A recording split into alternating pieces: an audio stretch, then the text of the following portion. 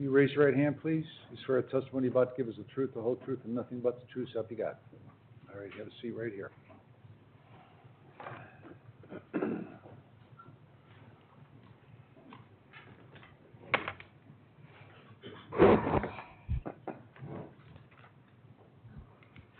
Ms. Wood? Good morning. Good morning. Could you please state your first and last name? Yes, it's Barbara Nye, How do you spell your last name? N-Y-E, Ms. Nye, what city do you currently reside in? Kirtland. And who do you live in the city of Kirtland with? My husband Ed and my son Benjamin. Do you have other children in addition to Benjamin? Yes, What are their names? I have Andrew, who's my oldest. He lives with his wife and children up in Maine.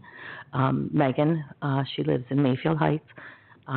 Benjamin lives with us, and then Jimmy, James, and he lives in Kirtland in an apartment.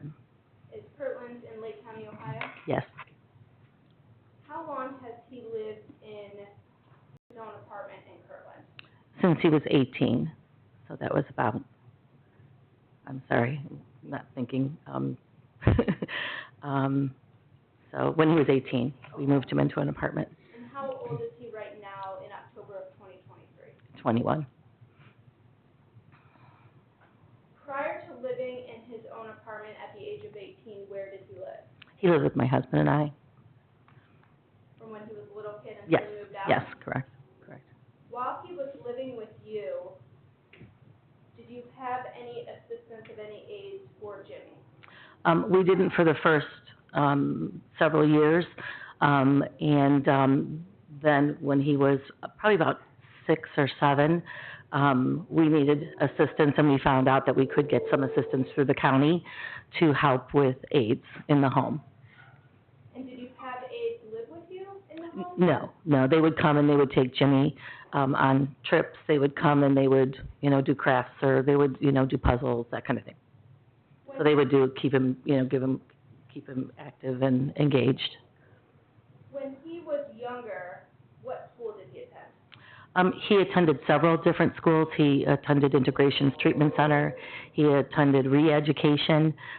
He went to Fairport Harbor Special Needs Preschool, and then he went to Kids Link. We finally found Kids Link, and that was a great fit for him. Is he ending his time at Kids Link soon? Yes, when he turns 22. Yeah. Can I call him Jimmy? Sure, that's what we call him. All right. What are Jimmy's diagnoses? Jimmy has several different diagnoses. He has what's called PDDNOS, which stands for pervasive developmental delays, not otherwise specified. He has something called oral and motor apraxia, which is a motor planning issue in the brain and physicality. He is OCD, obsessive compulsive behavior disorder. He has hypotonia, which is low muscle tone, and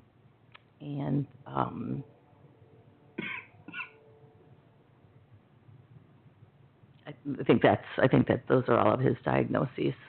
Does PPD-NOS, the pervasive developmental delays, does that fall under any umbrella term? Yes, it falls under the umbrella of autism, so he's on the spectrum. Is Jimmy able to manage his own finances? No, not at all. Does he use a cell phone to communicate? No. When did you first become aware and realize that there was a communication barrier with Jimmy? When he was about 18 months old, so when he was a toddler, he was having difficulty pronouncing words, getting words out. What tools over the years have you and Jimmy utilized to communicate? He first learned how to do sign language, to try and communicate with sign language, but because of his motor planning skills and issues, he was having difficulty, doing the different signs. So then we went to, little cards, little, icons, they call them, with, with pictures of, a cat or a dog or, breakfast or what have you. So we went to cards, and then we utilized, what's something called a Vanguard speech device. It was a square box that was very, very heavy, very, very cumbersome, and had a strap, and, so, like I said, it was very cumbersome. We didn't like to use it because it was so difficult to manage. And then we moved from that. They came out with the iPad, came out with a speech program that is on an iPad, and that's been key to his ability to communicate. He's definitely much more motivated to use it because it's easy to travel with. And so he uses an iPad, and it's a program called Proloquo2Go is the application that's on it for his speech. How often does he use the iPad to communicate with you? All the time, for the most part. He will do some signing with me, and we have something called approximations where he'll try to say something, like for boat or for mom, so between approximations, a little bit of sign, but mostly the iPad. When you say approximations, do you mean the first letter of a word? Right, Okay. correct. If Jimmy does not have his iPad,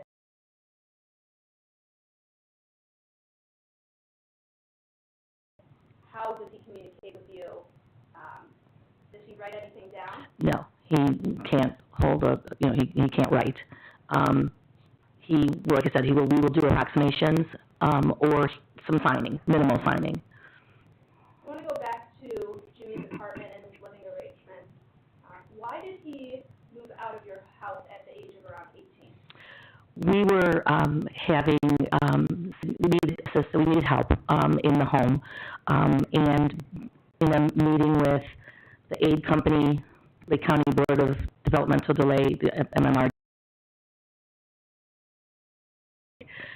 they had, evidently with other children, students, or young adults, they found that the behaviors seemed to lessen when they lived on their own.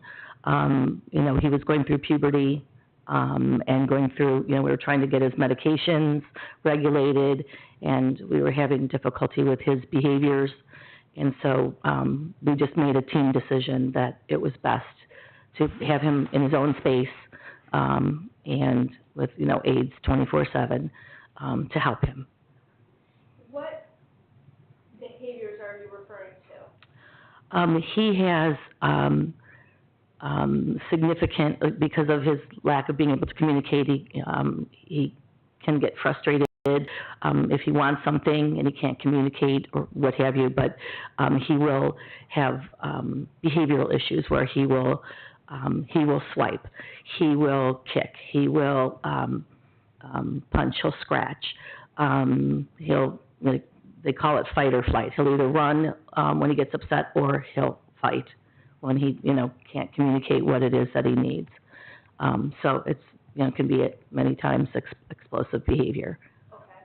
And is that the reason that you had aides come in 24/7? Absolutely, yes.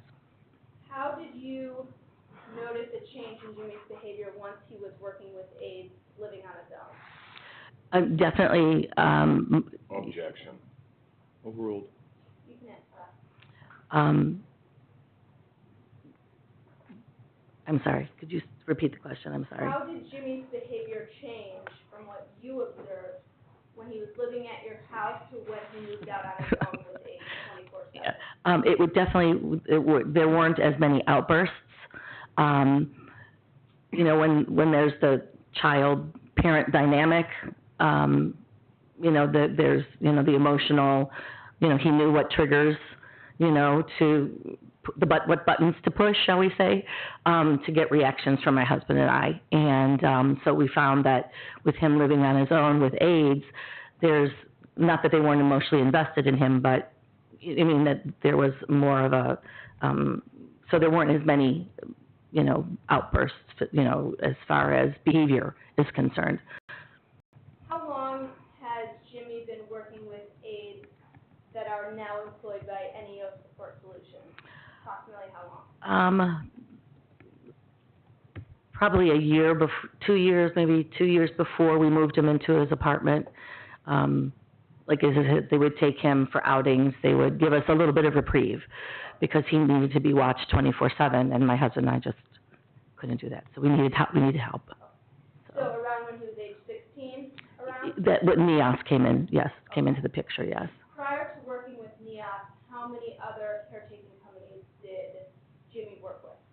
When we first started with a private individual who helped us, then we went with a company by the name of ViaQuest, and then we went with a company by the name of Progressive Alternatives, and then we found NEOS, and we've been with them since.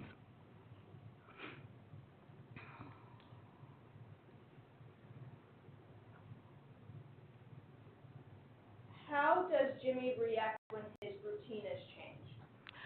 He does what's called perseverating, which is where he, gets uptight. You can kind of see a physical change in him when he, doesn't get what he wants, or when his needs aren't met. You can actually see him tense up. And he will, like I said, engage in minimal, swiping, or, knocking things off, or, hitting at someone. And then it progresses depending on, how the situation's managed. When he moved out, you testified earlier that you and your husband needed help. How old are you and your husband right now? I'm 64. My husband is also 64. And do you or your husband have any physical limitations to helping Jimmy manage his behaviors? Yes. My husband has severe cardiac issues. His first heart attack was at 39, and he's had several since then. So he has severe physical disabilities. He's been on disability for many, many years. Me, it's just my stature being short. As Jimmy grew, he's, almost 6 foot, and just my physicality as far as, and my strength. I mean, he's very powerful, and strong when he gets, into, like I said, dangerous, it was getting dangerous for my husband and I. Okay. And now, how tall are you? I'm 5 foot, 1/2 inch. And about how much does Jimmy weigh? I know you said he was 6 feet. Yeah, I would say he's probably 150. He's tall and lanky, but once again, he has a significant, adrenaline, when he goes into, when he has, emotional issues. Okay. So he's super strong. In Jimmy's apartment, how far distance-wise is it from your residence? Probably maybe 8 minutes, 5 to 8 minutes. Do you have your own key to the apartment? Yes, we do. If you did not want to physically go over to the apartment, how would you check in on the apartment and Jimmy? I installed a camera into his bedroom when he first moved into the apartment. What type of camera? It's what's called a Ring camera, and then I had an app on my phone. I could check on What him. type of phone did you have? An iPhone, Apple iPhone. Where was the camera installed inside the apartment? We had it in the bedroom on his dresser. To watch the video from your phone remotely, did you have to take any steps in order to view what was happening? Yes, I just would click on the little icon on my phone and open it up, and then the camera would come up and I could see live video, or I could swipe it and we could rewind, so I could go backward and rewind it to see what had happened up to the live moment. Was this app on your phone password protected? You know what, I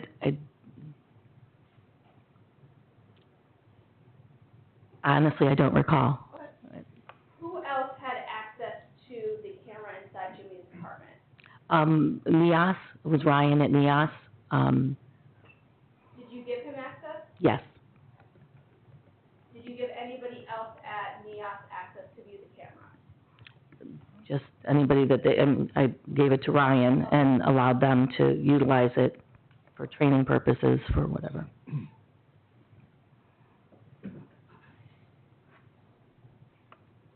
going to draw your attention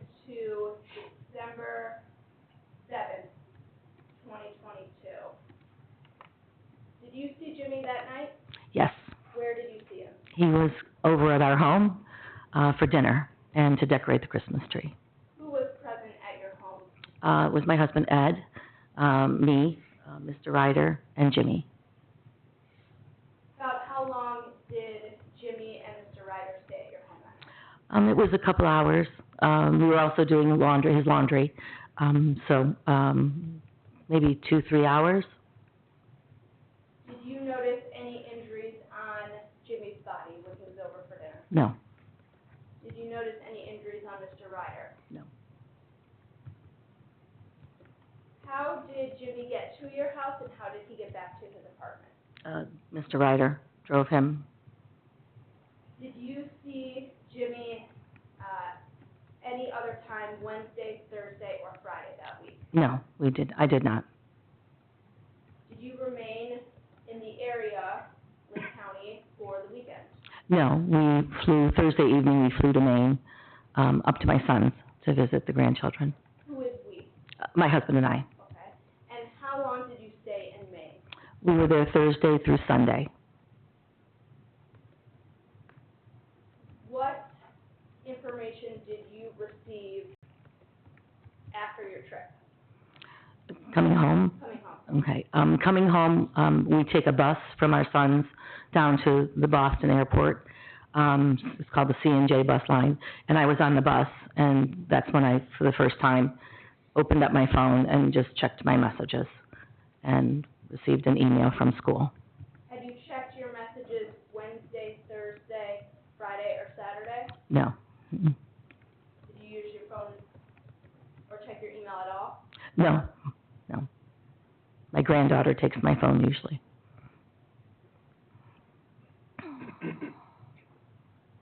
When did you arrive back in Cleveland after your trip? It was our flight was late, so we got in after midnight, On which day? on Sunday, Sunday night to Monday morning. And on Monday, do you work, Ms. Vine? Yes, I do. Do you work in an office or at home? I'm hybrid, so I'm remote some days and I'm in the office other days. On Monday, where were you working? I was working from home. How did Jimmy get to school Monday morning? Monday morning, because I'd read the notice, my husband and I decided that he wasn't going to take the transportation because we didn't know what had happened. So my husband was going to take him. We thought it might have been one of his aides on the bus or the van. So my husband decided he was going to take him to school. Who is the company that provides transportation for Jimmy to and from school? Hogan Transportation. And do you know how many other students are on the transportation van with him? He's the only one. Sometimes there is somebody else, but most of the time it's just Jimmy. When Jimmy went to school Monday, had you learned about the video? On Monday, yes, on Monday, I had instructed Ryan to look at the video and determine that it didn't happen at home, because we thought it might have been one of the aides on the van. So, When the decision was made for your husband Ed to drive Jimmy to school, did you know about the video that Ryan had discovered at that point? No. When did you become aware of the video? Ryan called us sometime around, I would say sometime between 11 and 1, I believe, on Monday, Okay. and told us that he had found the video. After that phone call, did you stay at your house for the rest of the night? We stayed, Brian and Joe came over, showed us the video. We decided at that point that we needed to do further investigation, and also I was concerned about the injuries around Jimmy's eyes, so I really wanted him to be looked at. So we all met at Hillcrest Hospital in the pediatric emergency room and had him checked out. So we went from his, apartment and we went to Hillcrest Hospital, or from our house, I'm sorry, and went to Hillcrest Hospital. Were the doctors able to perform any scans on Jimmy? They did a CT scan on him, but he's pretty wiggly, it's hard to keep him still. So, you know, it wasn't conclusive, but, it was done. They did a CT scan. At the hospital, did they provide Jimmy any discharge medication? Just Tylenol or Advil for pain. What did Jimmy's injuries look like to you when you saw him on Monday? On Monday, there was still redness and some, you know, yellow, like bruising, like old bruising. A lot of I think it was the right side of his face, a lot of those marks had healed or were in the process of healing. So it definitely was not, and this happened Thursday, so by Monday, a lot of the injuries were healing. But you could still see evidence, of bruising and some scars, Where was the bruising located that you saw? around the eyes, the eye areas. I couldn't tell you if it was the right or the left or both, but there was still like yellowish, greenish, bruising. Did you look at Jimmy's body, or did the doctor look at Jimmy's body for any other injuries? Yes. Did you see any yourself? No, I didn't. May I have one moment, Your Honor? Yep.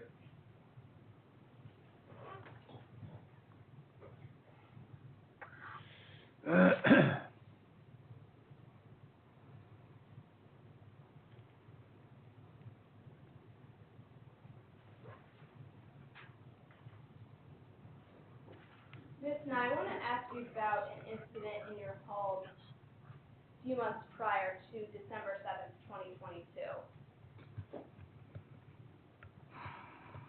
Were you present for an incident involving Jimmy and Mr. Daniel Ryder? Yes. Who else was present? My husband was there.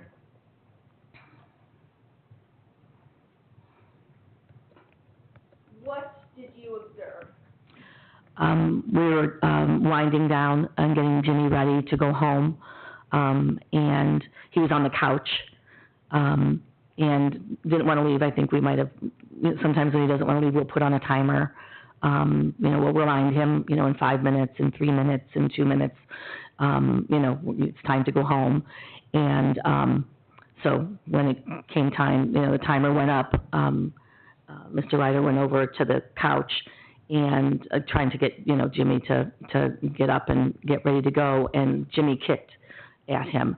Honestly, in truth, I don't remember if he hit or there was contact. I don't remember, but I do remember Mr. Ryder taking Jimmy's and picking him up, and then Jimmy obviously accelerates, and so he started to kick and hit, and the two of them got into a tussle, and they progressed kind of around Mr. Ryder was trying to get him in a safe hold, so his hands and his legs were safe, and trying to get him under control. And they went behind the couch, and then I, saw that I probably needed to give him a hand because he was, he'd headbutts. So Mr. Ryder was on his body, on his torso, trying to control his hands and his head, and then I laid on his legs to try and, because then he was trying to kick backward at Mr. Ryder. So I laid on his legs, and then, we waited several minutes for him to calm down, to settle down, and, have a safe body, as we call it. And we both, I think, started to relieve the pressure, on him, and he started again and then we both, like I said, kind of put pressure on him again to get him settled, and that was another couple more minutes, and then he was safe. He regained, his composure and his, and settled down. And when you say he, you were referring to Jimmy? yes, Okay. yeah. Were you injured at all during that incident in your home? Probably maybe some scrapes, some scratches, not, because like I said, I did his legs for the most part, so I don't remember, I don't think, actually, no, I don't think I got it. Okay. Did you see any injuries on Jimmy or Mr. Ryder? I don't remember. I'm sure there were scratches, on both of them probably. It's not uncommon, you know, to have some injuries. How long from the time, when the timer went off to when Jimmy was able to regain his composure? How much time had elapsed approximately? Oh, gosh, it always happens so quickly and explosively. Maybe 5, 10 minutes. You're just in the moment, you know, just trying to, you know, so I know it wasn't more than 10 minutes, 5 or 10 minutes, if that. Okay.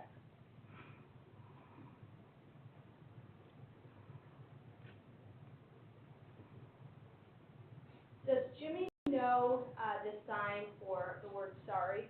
Yes. What is that sign? When you do this. Okay, so your fist is closed and you're Mhm. rubbing it over Mhm. your heart? Right. Can I have one moment? Yes. I have no further questions, thank you. All right, cross-examination. The incident, in October that you just described,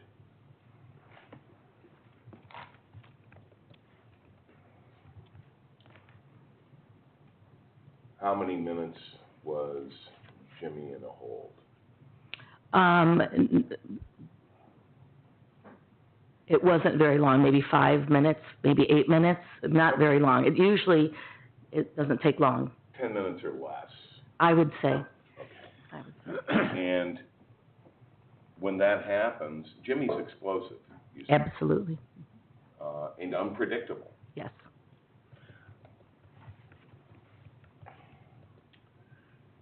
And when he has to be put in a hold, it's not pretty, is it? No, it is not, And does Jimmy scream? yes.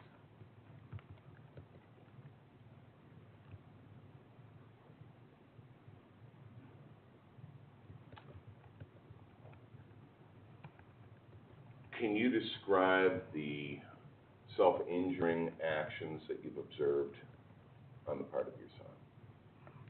Where he hurts himself? Yes. He might bang on his head. Why would he bang on his head? You You don't know. No, but I know that some children are very, very injurious to themselves, but Jimmy not so much. Okay. But- We've heard testimony that Jimmy frequently attacks people, strikes. When there's something that he, Hold on.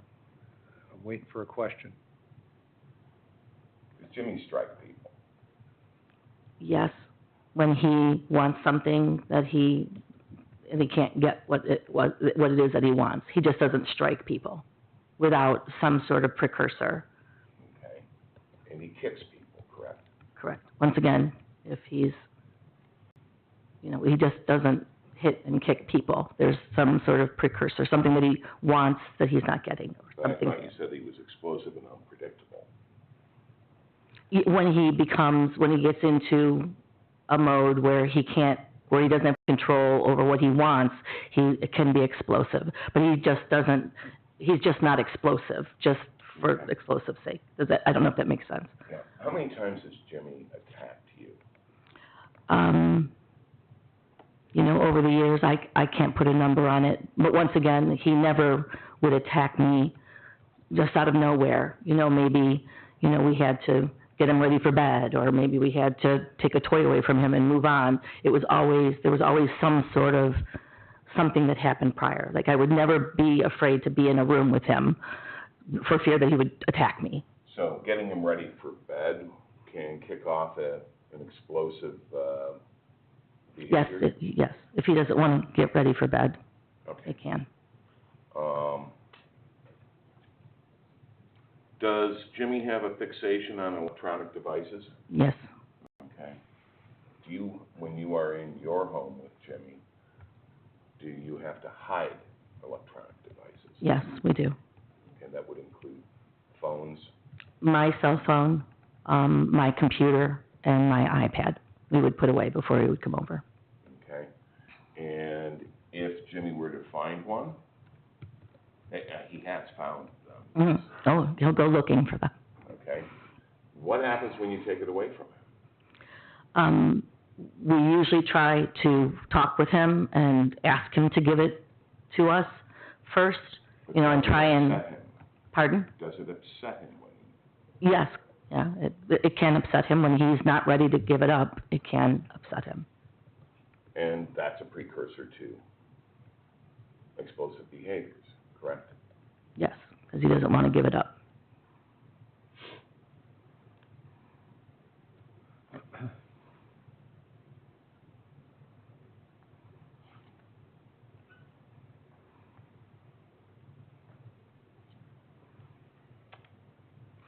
Just out of curiosity, in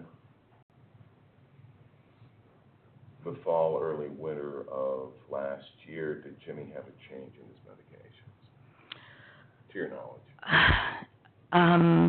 I know throughout the years, whenever we see behaviors change or behaviors increasing, we always do a team decision where we look at the behaviors and determine if medication is the best route to go.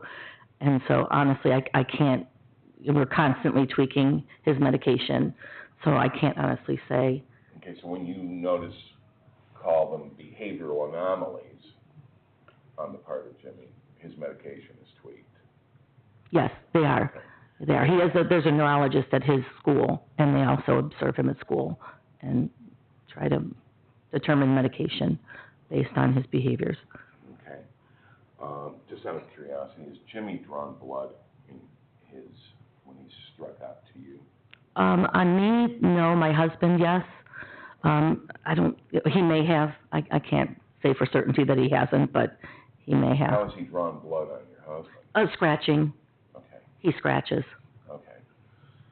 How many times has he attacked your husband? Like I said, over the years. Too many to count? Absolutely, yeah. And that we need help. I have no more questions. All right, any redirect? Yes, Your Honor.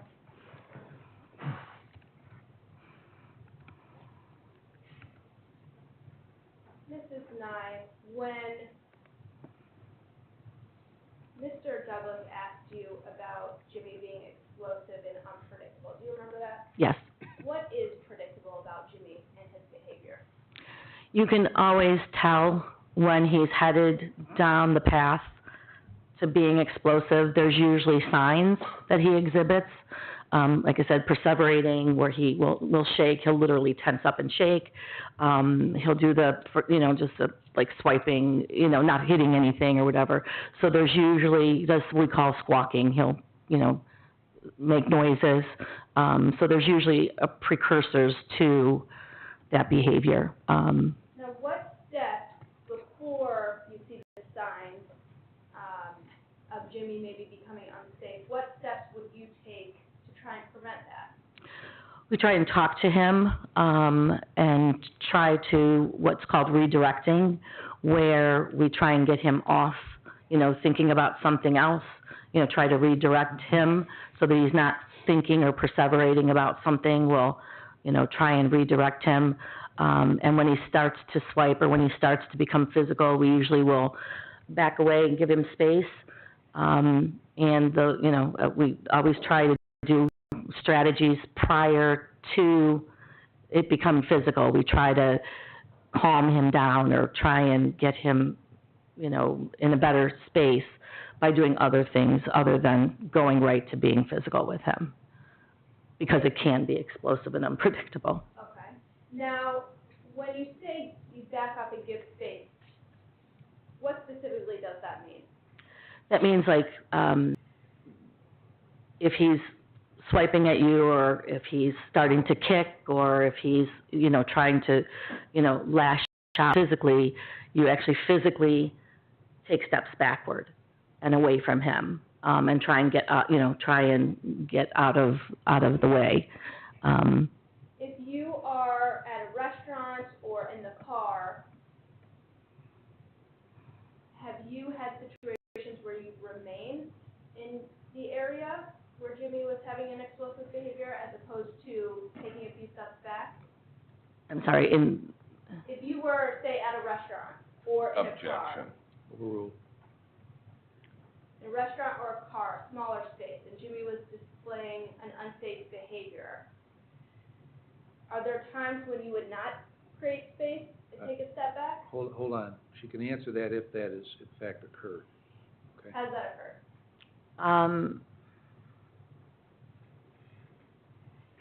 in the car, we've had to pull off the road, to, obviously get the driver safe. We have pulled off the road. In a restaurant, we would usually try to remove him, from the restaurant, get him outside, so it's not, so if we see those behaviors start, try to get him out of the space, so that he's not, it's been a while since that's happened in a restaurant. That's why I'm not having any recollection of a specific example. But I have, like when we've been bowling and he's had some, behavioral issues, we removed him from the bowling alley because he was perseverating and starting to get anxious and upset. So we, his aide took him outside into the parking lot and worked with him to get him calm and settled. So, When Jimmy comes to your home, does he bring his iPad with him? yes, he does usually, yes.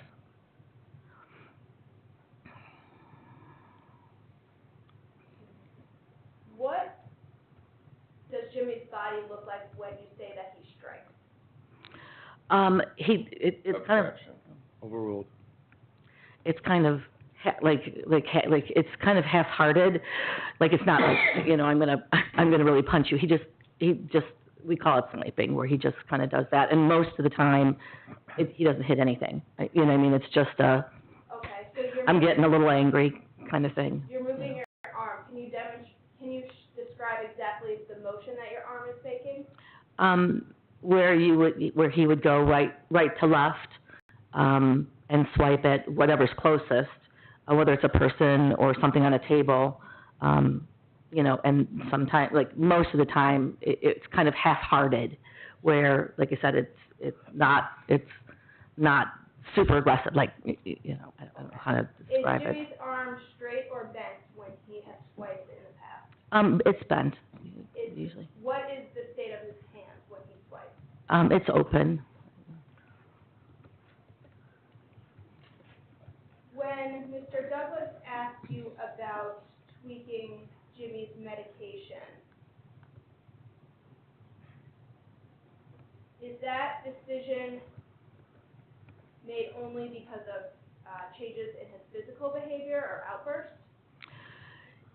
Usually it's, because he has OCD, he's obsessive compulsive, so so sometimes the medicine that we tweak is for that, because he perseverates, we see an increase in where he perseverates over something, whatever it is, icons on his iPad or whatever. So there's OCD medication that sometimes gets tweaked. Then there's also, I believe he's on a level of, I don't want to say it's an antidepressant, but there's some sort of something that helps with his, I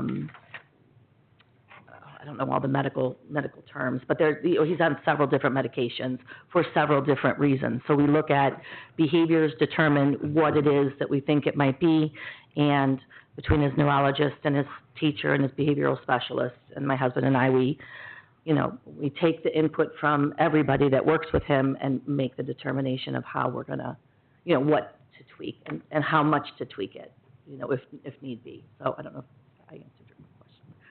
Thank you very much. No further questions. Any recross? Yes.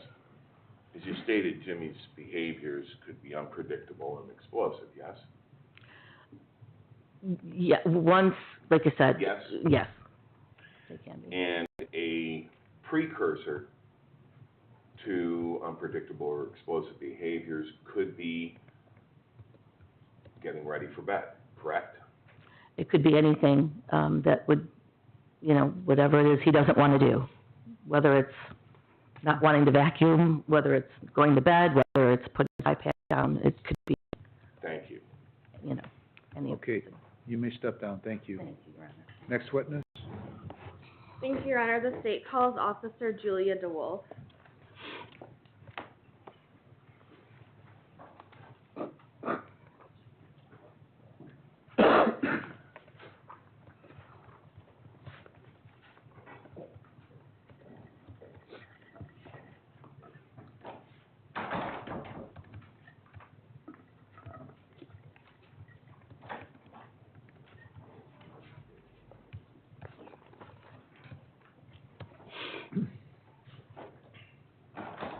You raise your right hand, please. You swear a testimony you're about to give is the truth, the whole truth, and nothing but the truth, so help you God?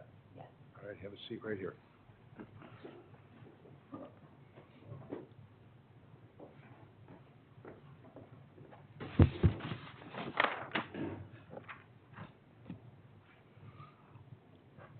Please introduce yourself to the members of the jury, spelling your last name. I am Officer Julia DeWolf, DEWOLF, Where do you work? Kirtland Police Department. For how long have you worked at the Kirtland Police Department? Going on 2 years now. And prior to the Kirtland Police Department, did you work for any other police department? Yes. And what department? are they? Menor Police Department, How long did you work for the Menor Police Department? 2 years. And then what years were that? 2020 to 2021. I started the academy in 2019. I'm sorry, Sorry. Officer, Jones, can you take your voice up? When did you say you started the academy? Sorry. I started the academy in 2019, And which academy did you attend? the Ohio State Highway Patrol Academy, And when is it that you started working for the Kirtland Police Department? in October of 2021 And what role did you begin in the Kirtland Police Department? as a patrol officer. And is that the same role that you're in today? Yes. And what are your responsibilities as a patrol officer with the Kirtland Police Department? They vary day to day. It can be anything from traffic to investigate an assault, domestic violence, theft.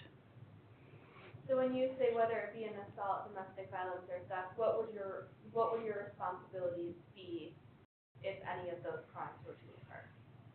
I would be notified by dispatch. I'd be the initial officer showing up to the scene, gaining the initial information from everyone, and processing the investigation moving forward.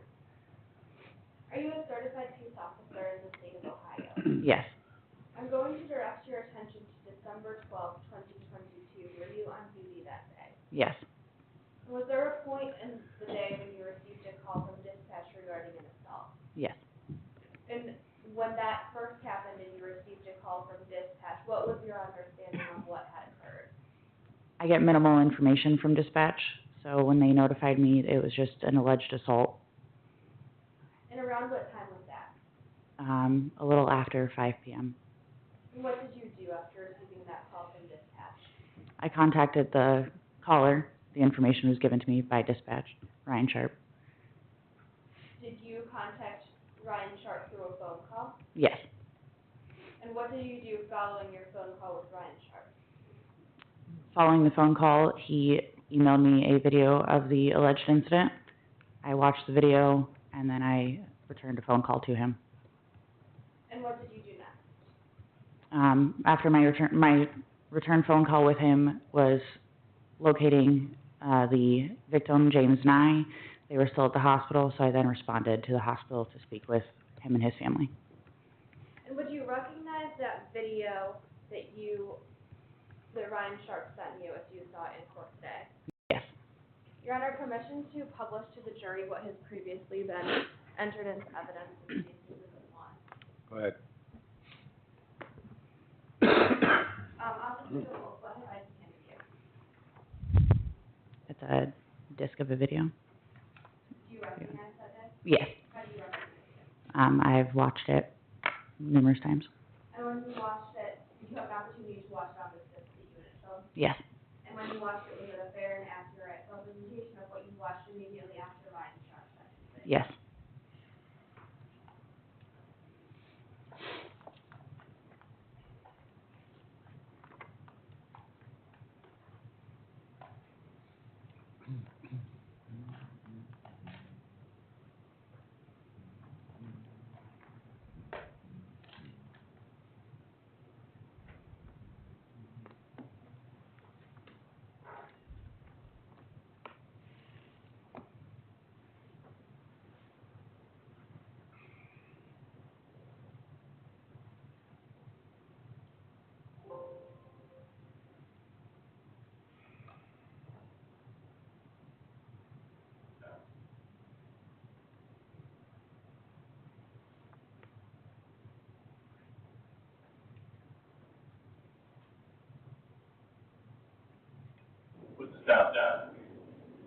it down.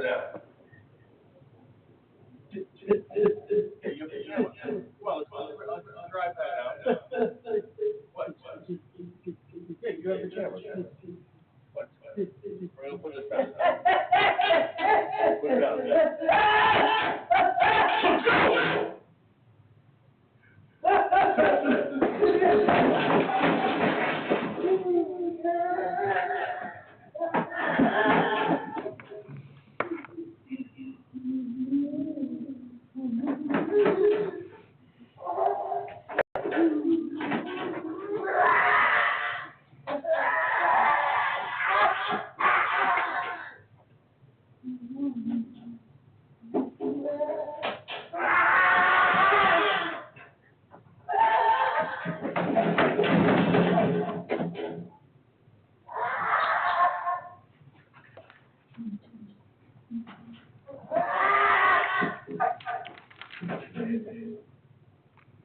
What was the date and the year of this video?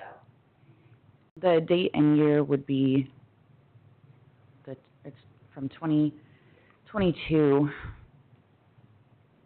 It's December 7th, I believe, or the 6th. Do you see the date on I- the bottom? Does it say December 7th, 2022? From here, it looks like December 7th. So after viewing this video, you went to the hospital? Yes. And who did you meet at the hospital? I met with the victim, James Nye, his mother, Barbara Nye, and then Joseph Tierney and Ryan Sharp, owners of Neos. And around what time did you arrive at the hospital? Between 7 and 8 p.m. Was Jimmy being evaluated by a doctor when you got there? Not at that time. They were waiting for additional testing. Were you able to speak with Jimmy? Not fully. What do you mean by that? I attempted to have a conversation with Jimmy, James Nye. He was, at that time, when I fully grasped the understanding that he was nonverbal and could not communicate without his iPad. And I would ask him a question, but he was unable to give me an answer. He was just distracted by his iPad and just solely focused on that. Did you observe any injuries on Jimmy? Yes, And did you have the opportunity to take photographs of those injuries? yes. And where did you notice injuries? He had some bruising around his right eye. Did you recognize those photographs that you took and if you saw them in court today? Yes.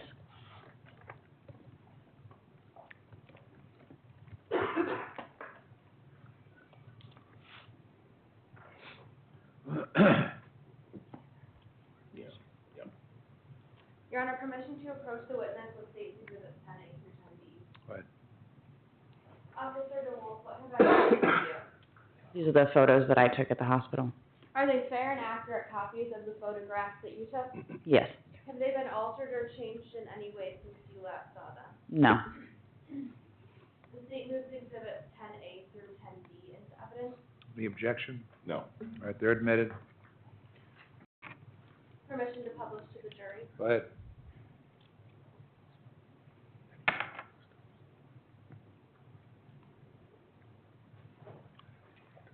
So, Officer DeWolf, these photographs were taken on December 12th, and the incident had happened on December 7th. Correct. So what are we looking at in this picture here? This is the victim, James Nye. His right eye. It's a little difficult to see with the shadowing. But right in, like, the crook of his eye where his temple is, there is some slight bruising. In State's Exhibit 10B, what are we looking at? This is an additional photo of James Nye's face, and here you can see the yellowing of the bruising in the same area next to the crook of the eye. In State's Exhibit 10C, what are we looking at? This is a picture I attempted to take to get a measurement of the bruising. And where's the bruising? Also, same, the right eye, right in the crook here. And in State's Exhibit 10D, A close-up picture of the measurement of the bruising, also found right underneath the eyebrow. and are all of these pictures of the same individual who we saw in that Ring video camera? Are these pictures of, who are these pictures of? They're all James Nye. And is James Nye the same individual that we saw in the ring video camera? Yes. After leaving the hospital, what did you do next? I then went back to the station to type my report. Did you make any attempts to contact the defendant? Yes, the following day. And how did you learn the identity of the defendant? He was visible from the video, and I was told his name was Daniel Ryder from Mr. Ryan Sharp. So please explain to the members of the jury what steps you took to contact the defendant. When I came into work on Tuesday the 13th, I made a couple phone calls. They were all sent to a voice. I then contacted I believe it was the North Kingsville Police Department, as that is the B&B address listed for the defendant. I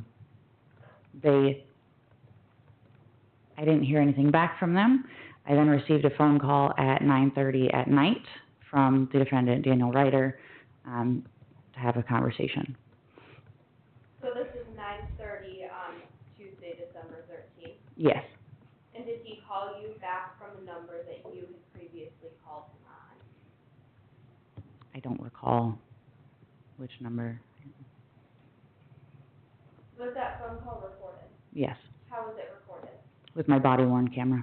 And how does body-worn camera begin recording? It's always recording, so once I activate the camera, there is this period of time that's 30 seconds prior to me turning the camera on, which involves no audio, only visual.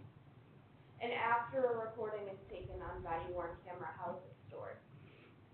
It is then downloaded and stored on our servers at the police department. And if you were shown body camera from your interview with the defendant, would you recognize it in court today? Yes.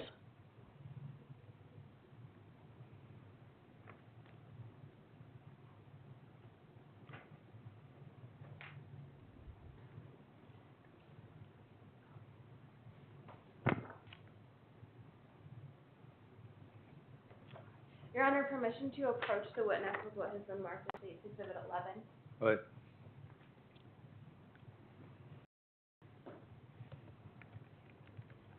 What has been handed you?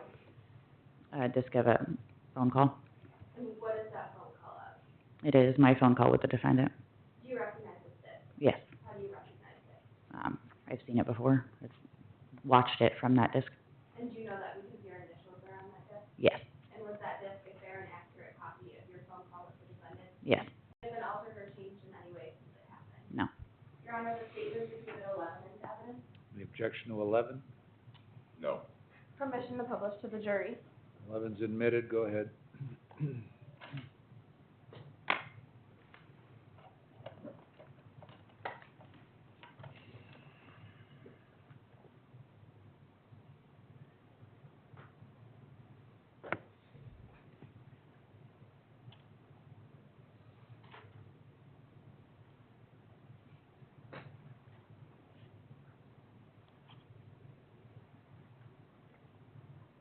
Officer DeWolf, where are you in this video? Is that your hand?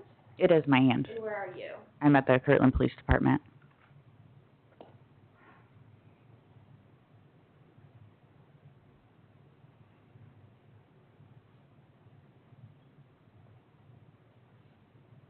Can you tell us the date and time of this video at the top?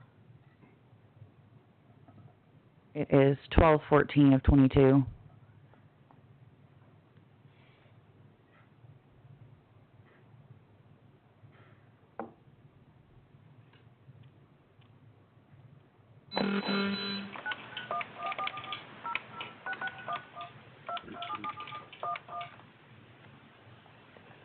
I'm sorry, the person you were trying to reach has a voicemail box that has not been...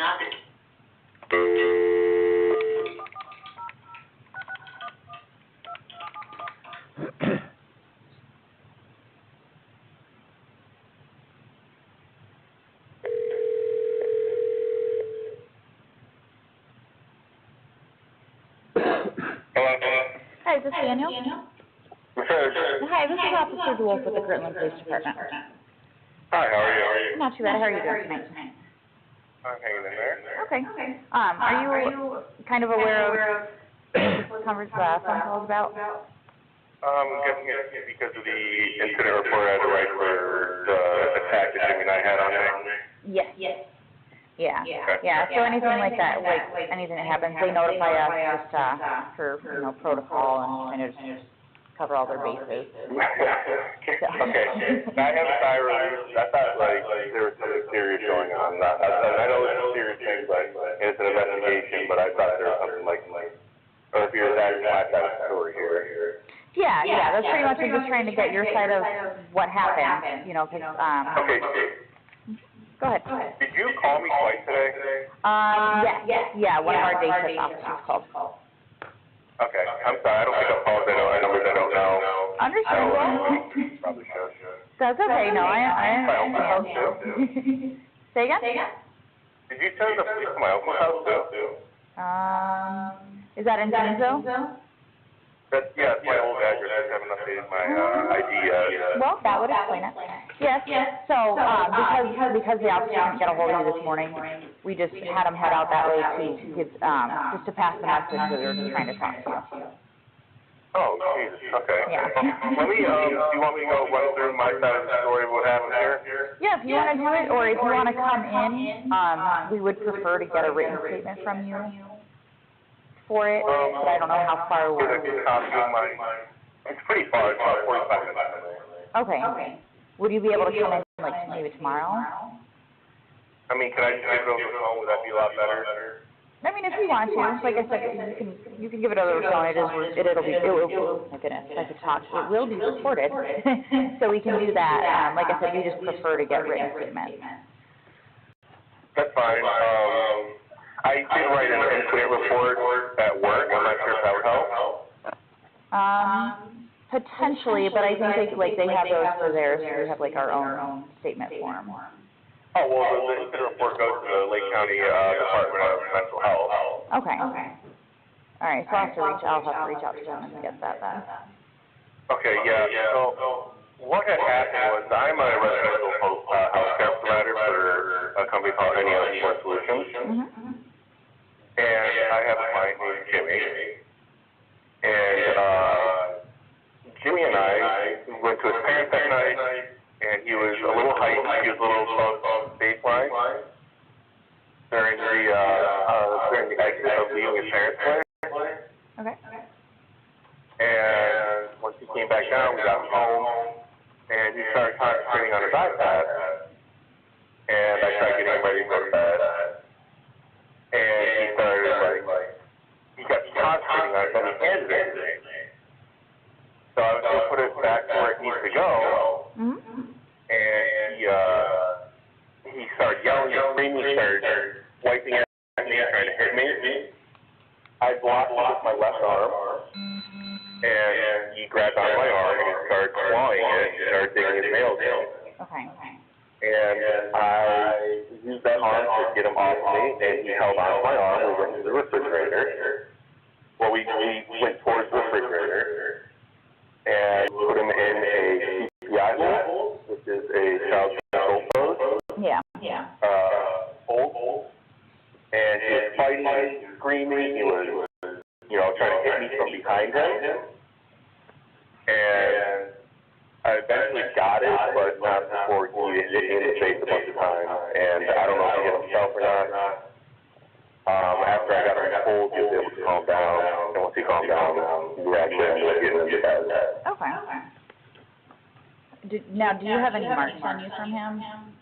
I do. I can send you pictures. I have pretty good claw marks all over me. Okay. Yeah, if you can, send me those pictures, I'll give you my email address. Sure. Give me a second for address. Okay, go ahead. So it's gonna be JDEW. DEW? Yeah. OLS, as in Frank. OL. Okay, what's that? Just, it's WOLS, as in Frank. Yep. Okay. At Kirtland Police, so it's KIRTLAND. victomjanespolice.com. Okay.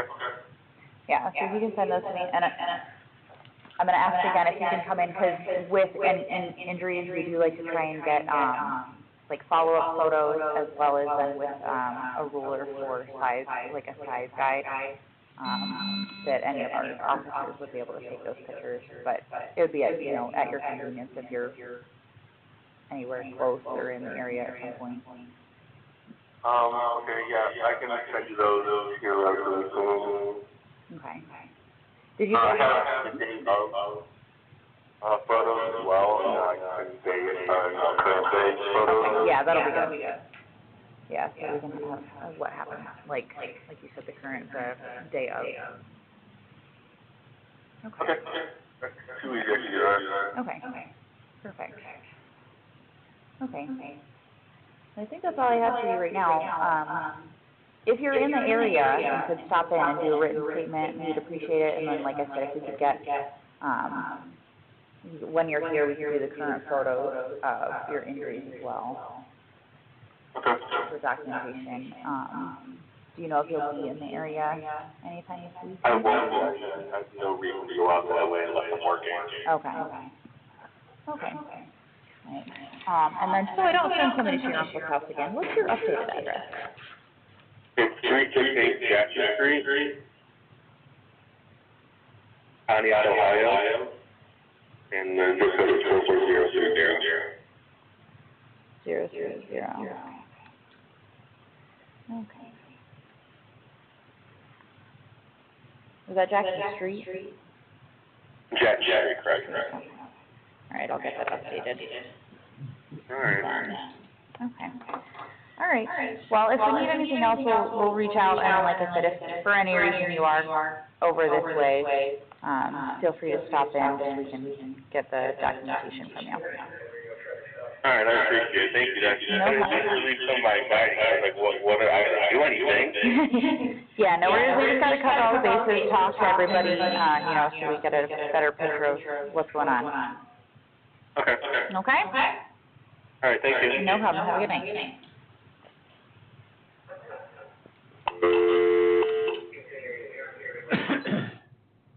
Is it ideal to have an interview over the phone? No, Why did you not go to the defendant's house? due to manpower. There's only 2 of us on at night. Did the defendant call you again later that night? No, Did he call you again sometime after the phone call we just saw? not that I recall. Did there come a point when you learned that the defendant had gone to a different police department? Yes. And what did you learn? Dispatch notified me that the defendant had called them, told them that he had responded to Conneaut Police Department. Did you learn anything about what happened at the Conneaut Police Department or why he went there? Not directly from dispatch. I contacted the Conneaut Police Department, and they notified me that Daniel Ryder came in, provided a written statement, and they took some photographs. And after learning that, are there any other steps you took in this investigation?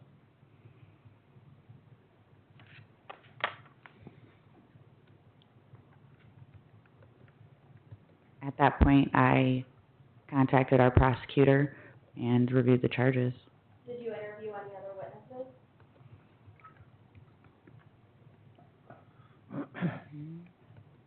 Not at that time. Did you give any other individuals witness statements to fill out so you can learn more about the situation? I did at the hospital. Thank you. I have no further questions. Cross-examination? Just briefly, the incident is alleged occurred on December the 7th, correct? Yes, The pictures that you took at the hospital yes, were done December the 12th, 5 days later, yes, correct? And your conversation with Mr. Ryder on the phone that we just watched was December 14th. my conversation was on the 13th. 13th? Yes. In the bottom right-hand corner Yes, ma'am. was the date and time that I actually spoke with him.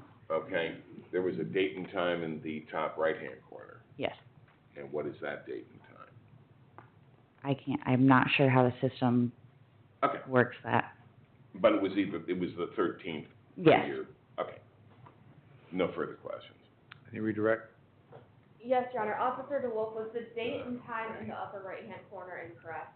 Yes, What date did that phone call actually take place? on the 13th. Thank you. No further questions. Anything else, Mr. Douglas? All right, you may step down, thank you. All right, next witness? Thank you, Your Honor. The state calls Patrolman Dan Patriarco.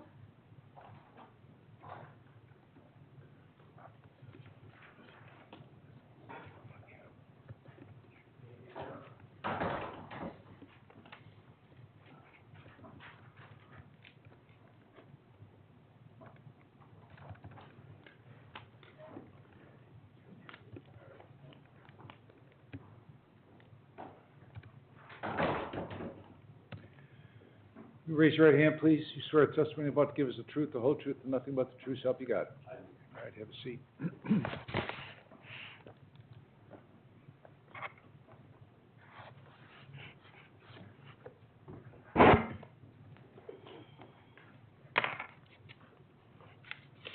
Good morning. Morning. Could you please move closer to the microphone? Thank you. Could you please state your first and last name? Daniel Patriarco, How do you spell your last name? Patriarco. Where are you currently employed? The city of Conneaut, Asheville County. What is your job title? Patrolman. Are you certified peace officer in the state of Ohio? Yes. Approximately how long have you been employed with the Conneaut Police Department? A little over 9 years. Prior to working at Conneaut, did you work elsewhere in the law enforcement field? Yes, the village North Kingsville in Asheville County.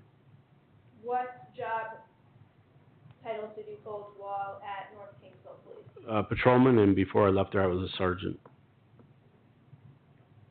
What county is Conneaut located in? Ashtabula County. I'm going to draw your attention to December 13th, 2022.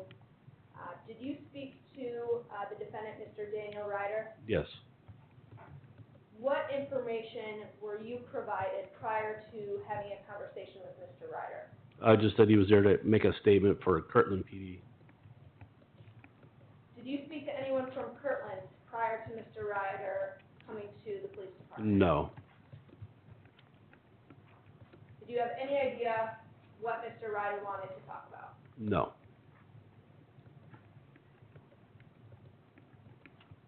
When you spoke to Mr. Ryder, was it recorded? Yes.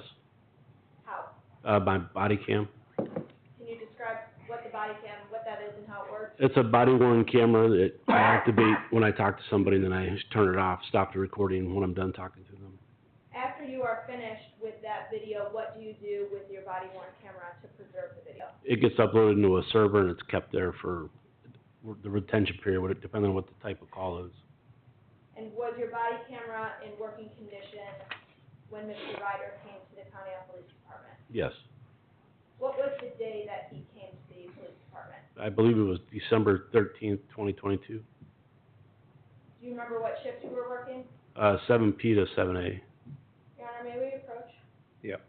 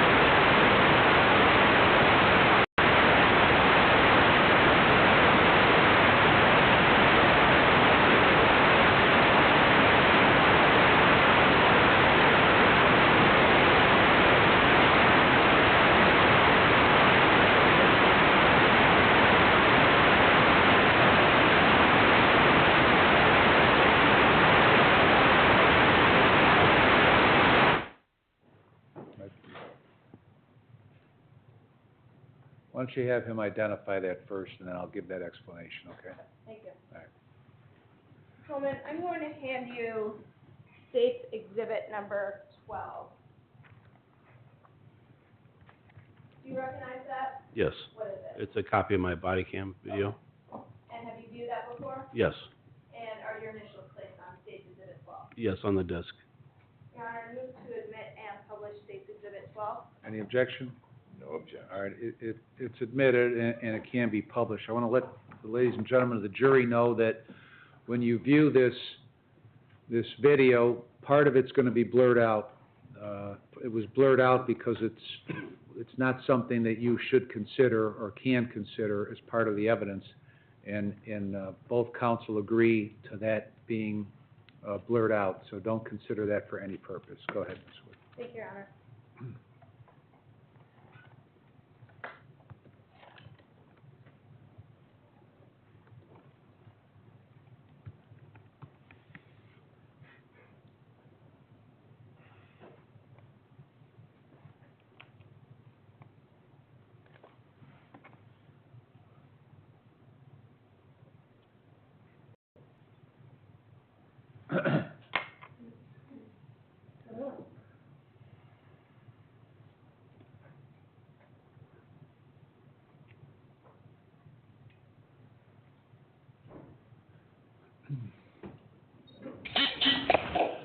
What are we looking at? What area are we in? I'm in the, police department itself, walking out to the lobby.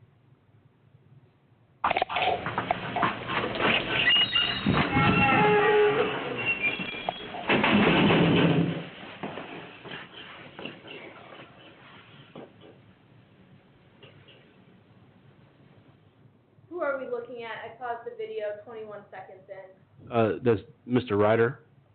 And do you see Mr. Ryder in the courtroom today? Yes. Could you please point him and describe what he's wearing? He's at the defense table wearing a light-colored shirt and a tie. The record reflects the witness has identified Mr. Ryder. Yes. Thank you.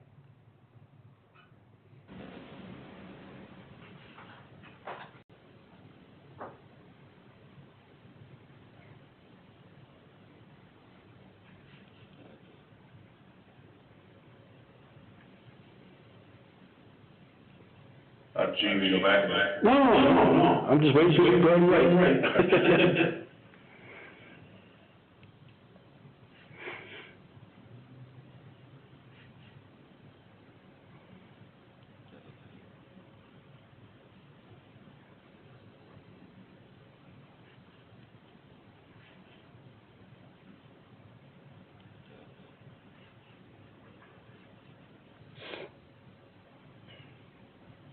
So you guys know the Bible house? We do, I think it's the sheriff's department, because where's the police says? Yeah, that might have been the sheriff's department. He's pretty upset about that, because he's got work in the morning. They flooded in his house, like, one out.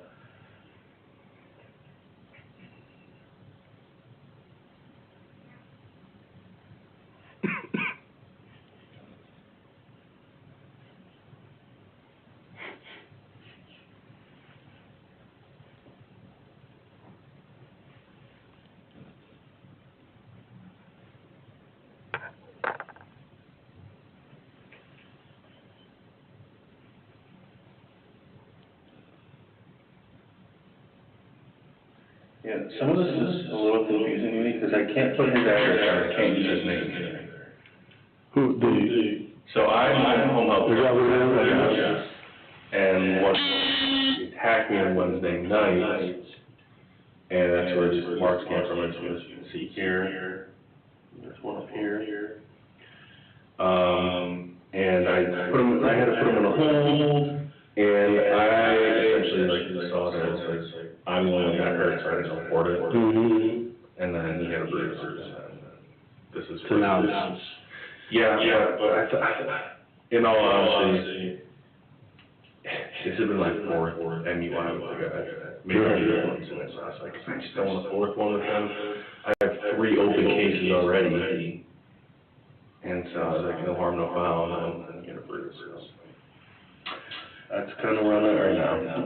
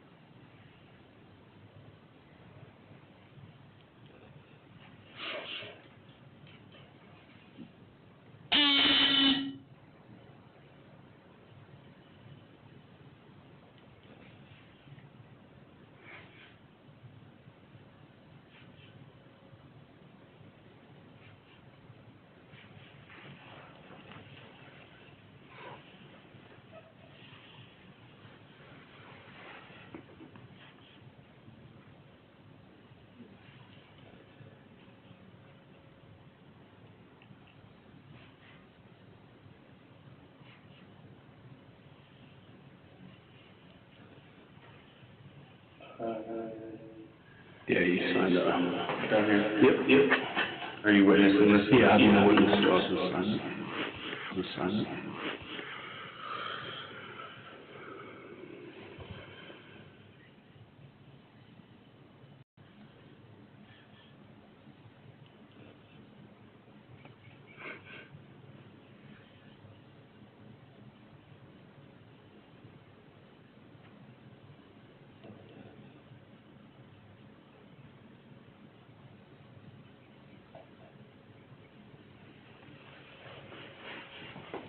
Actually, the address is, what's your address now? It's 368 Jackson Street.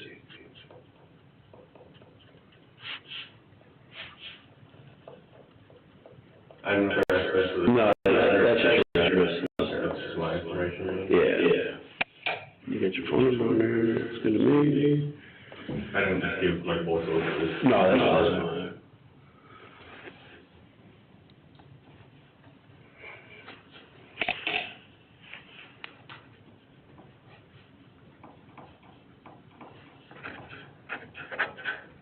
Now, you send that information, who you want this to go to? Yeah, I have their email. Yeah, what you got there? It would be J.D., you just want to spell it out? Yeah, go ahead, that's fine. JDEWOLF, Frank, at kirtlandpolice.com. JDEWOLF, Frank@police.com.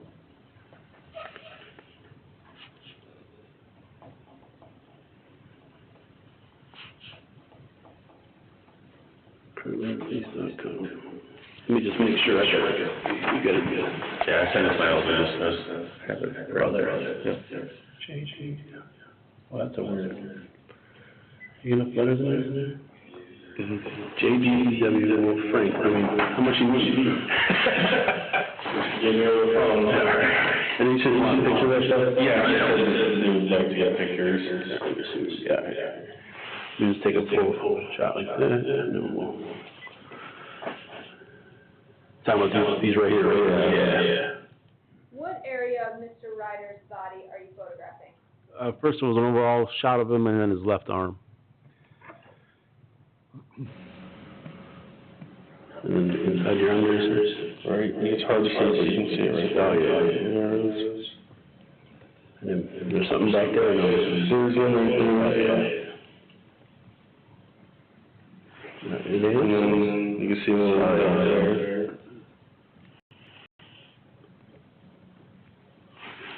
And that's it, yeah. All right. Well, I'll send this up to them and I'm sure if they got any more, they'll contact you too, so. Okay, thank you. All right.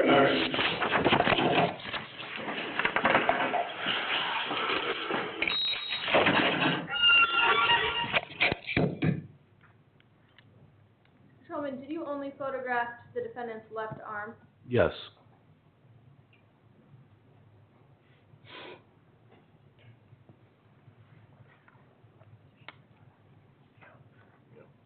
May I approach, Your Honor? Yep.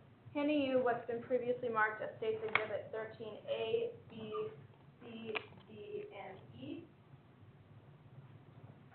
Take a look at those photographs.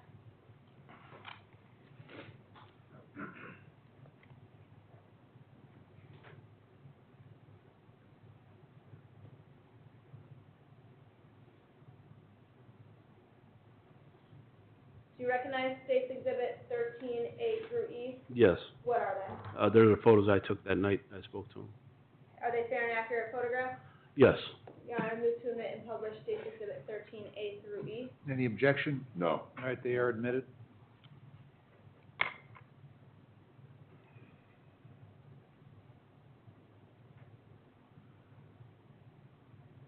What are we looking at in State's Exhibit 13A? It's a shot of the defendant and his left arm. What are we looking at in State's Exhibit 13B? That would be his left forearm area, At the top or underneath? the top. Okay. And what are we specifically looking at that you were photographing in State's Exhibit 13B? He said those two marks in the middle, like, they're real dark there, those were the injuries he received. Okay. State's Exhibit 13C, what are we looking at here? That's the inside of his upper arm, and I believe we were looking for that little red dot on the sun there, Okay. Where on the sun? On the, on the left side there. okay. This dot? Yes. Okay. Do you see any injuries in this arrow type graphic? Maybe some red at the top there, but, Okay. yeah, right. Right here? Yes, Okay, so to the left of the arrow graphic? yes. 13D, what is this? I think it's the mark there with between the blue and the red at the bottom of it. Okay. Can you be more specific so I can place my mouse over the area that you're referring to? Basically the middle of the screen, Okay. Up or down? up a little bit. Yeah, right there. Okay. So I'm pointing at the end of the red marks? Yes. Okay.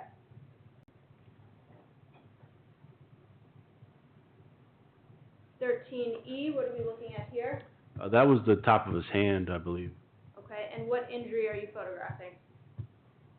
That I'm not sure. He pointed out there was a mark there. I don't remember if I saw one there or not. Okay, where is the mark that you see in State's Exhibit 13E? I'm not sure. Did Mr. Ryder direct you or ask you to photograph any other areas on his body? No. Did you call for an ambulance to evaluate him? No, I did not. I have nothing further. Thank you, Your Honor. All right, Cross? No questions of this witness. All right, you may step down, thank you.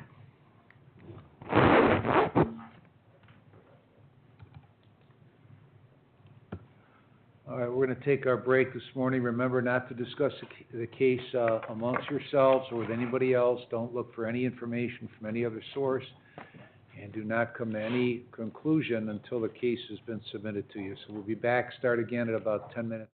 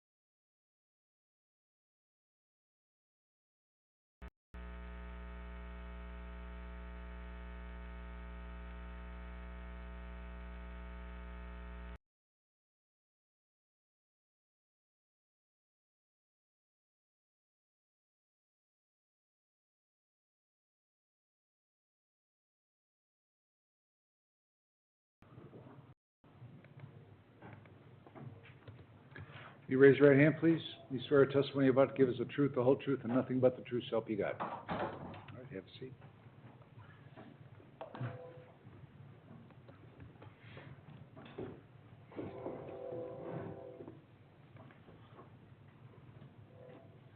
Please introduce yourself to the members of the jury and spell your last name. Yes, my name is Matt Hampshire, Hampshire, Hamsher.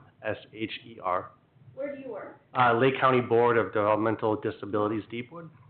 What is the Lake County Board of Developmental Disabilities? Yeah, so we are a voluntary service group that provides services to individuals with disabilities in Lake County. Kind of summarize that. In this case, so Jimmy has a disability. His family, guardian, decides, hey, we need more assistance in the home, day program, finding services. Can you help us? This is when the board goes out. We look through developmental disabilities. It's called DODD, Department of Developmental Disabilities. We find providers, home providers, day program providers, to come in and assist and work with Jimmy. So when you say that it's a voluntary program, are you referring to families like Jimmy Nye's family voluntarily chooses to have the Board of Developmental Disabilities provide services? Yes. And what is your role with the Board of Developmental Disabilities? Yes, I am a service and support administrator. When the family comes to me and says, hey, we want to find a home provider for Jimmy, or we want to find a day program provider, I then send out a RFP, which is a request for a provider. It goes on DODD's website. Providers out in Lake County can choose and say, hey, I'm interested in working with this individual.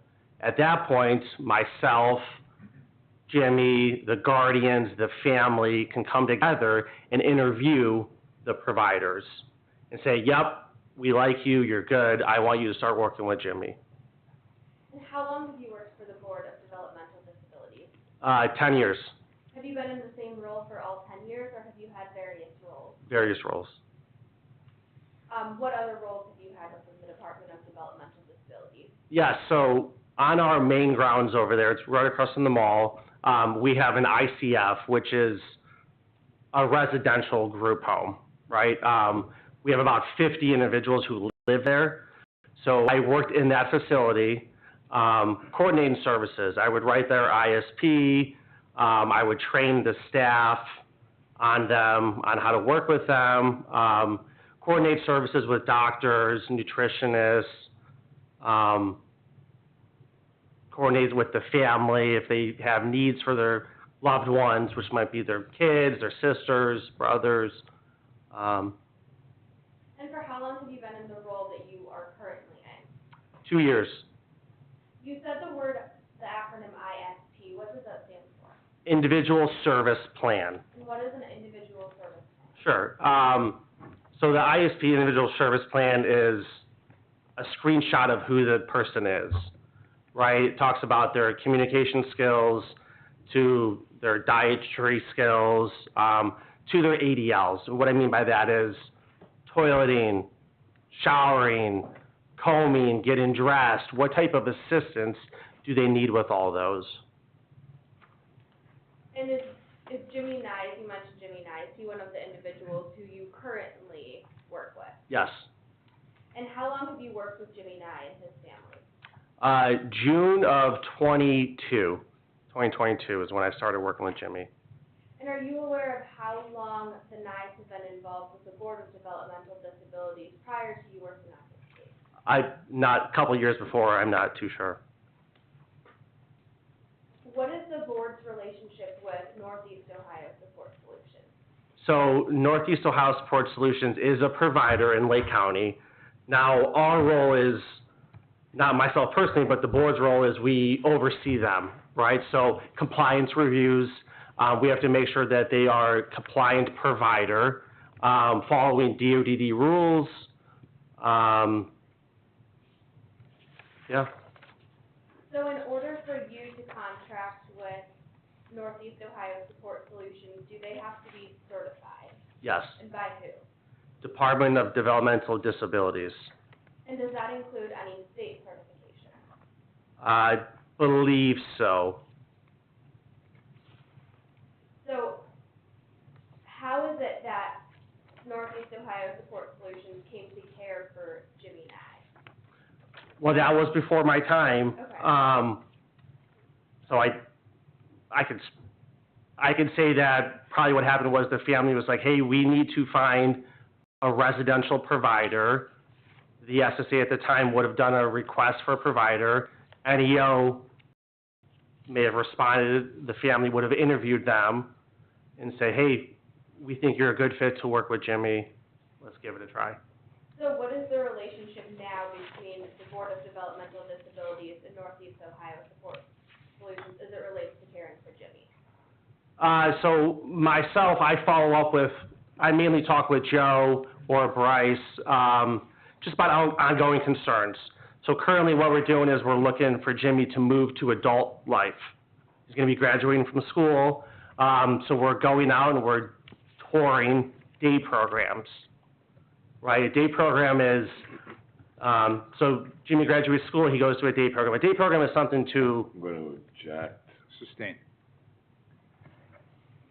So something that you mentioned previously is an individual service plan. Does Jimmy Nye have an individual service plan? yes. Okay, so can you please explain examples of different items that are in Jimmy Nye's individual service plan? Yeah, so it talks about needs, so it could talk about using the restroom, toileting, showering, what type of assistance. Is he independent? Does he need physical assistance? It could talk about communication skills. How does he communicate? What devices does he use? And it may have an overall of behavioral concerns, aggressions, self-interest concerns, anything like that. What is the process for making a change to Jimmy's individual service plan? Yeah, so myself, the guardian, the individual, and the provider would get together and say, hey, we think this needs to be changed. Overruled. You can continue answering the question. Yeah, so we would just say, we think this needs to be changed. The team would get together, agree on it. If it was changed at that point, then everybody would sign the document saying, yes, we approve of this change. So you mentioned three different people, the guardian, the individual, and the provider. So in regards to Jimmy Nye's situation, who is the guardian? His mother, And who is the individual? Jimmy, And who is the provider? NEOSS. So are changes made every so often in a set way, such as once every year, or are changes made when the need arises? Yes, at minimum, one time a year, everything is revised, reviewed, changed, and then as needed, if he's gonna switch, if he's graduating from school and is gonna try a new day program, we would make a change. If, let's just say he fell and hurt his arm and needed more care, then it would change. It would reflect that.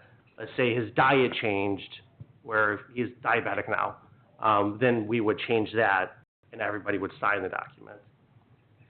In December of 2022 was an individual service plan in effect for Jimmy Nye. Yes, And are you aware of when that specific plan became effective? September, it goes for a whole year, so his plan starts September of '22. Are Northeast Ohio Support Solutions caretakers trained on individual service plans? Yes, And are they trained every time that individual service plan changes? yes. And how are you aware that they were trained on it, or that they are trained on it? Well, so we kind of rely on NEO. In this case, I work a lot with Joe at NEO. We rely on them to train his staff and then, let us know, hey, yeah, we trained everyone and we have objections or we don't. In the service plan for Jimmy Nye from September of 2022 through September of 2023, were any holds approved? No. And what is the process for determining if an an individual can have a hold in their individual service plan? Yeah, so at the board here, we have a Human Rights Committee. It is made up of 7 individuals.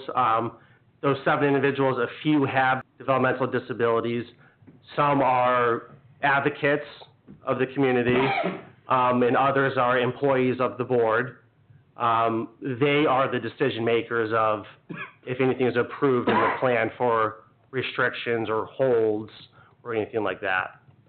And what data do they rely upon to determine if a hold should be put in place or removed from a plan?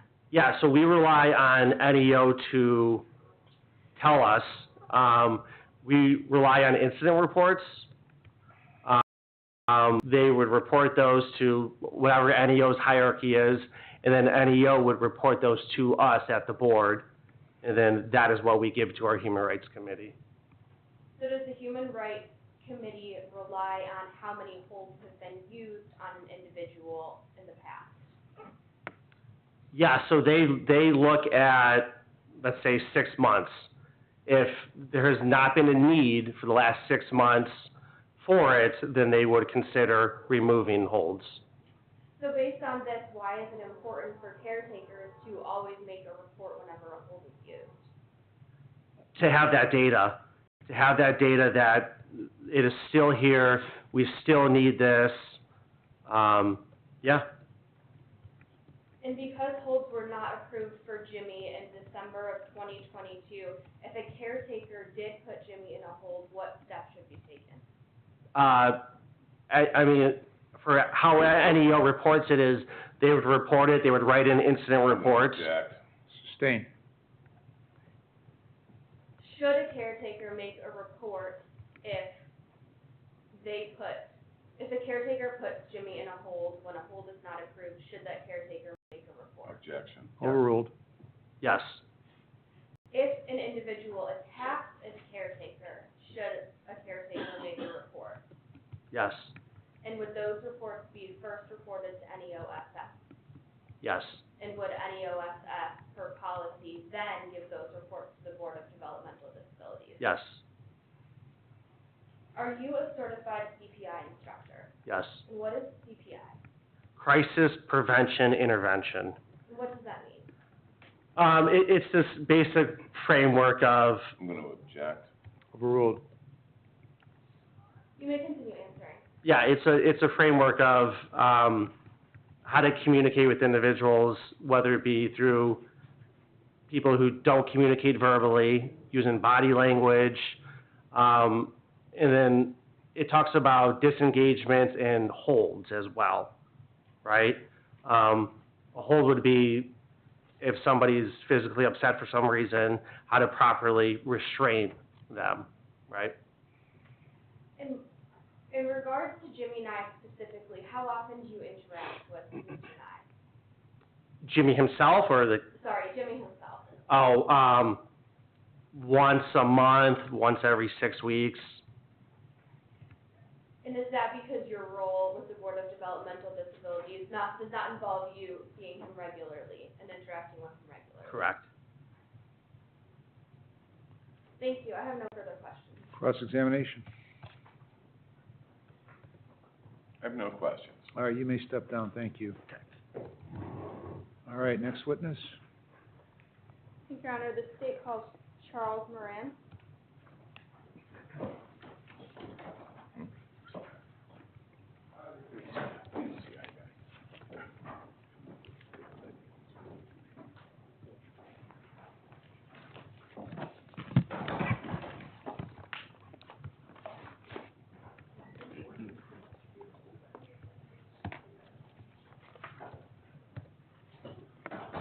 You raise your right hand, please. You swear the testimony about to give us the truth, the whole truth, and nothing but the truth, so help you God. Yes, I do. All right, have a seat.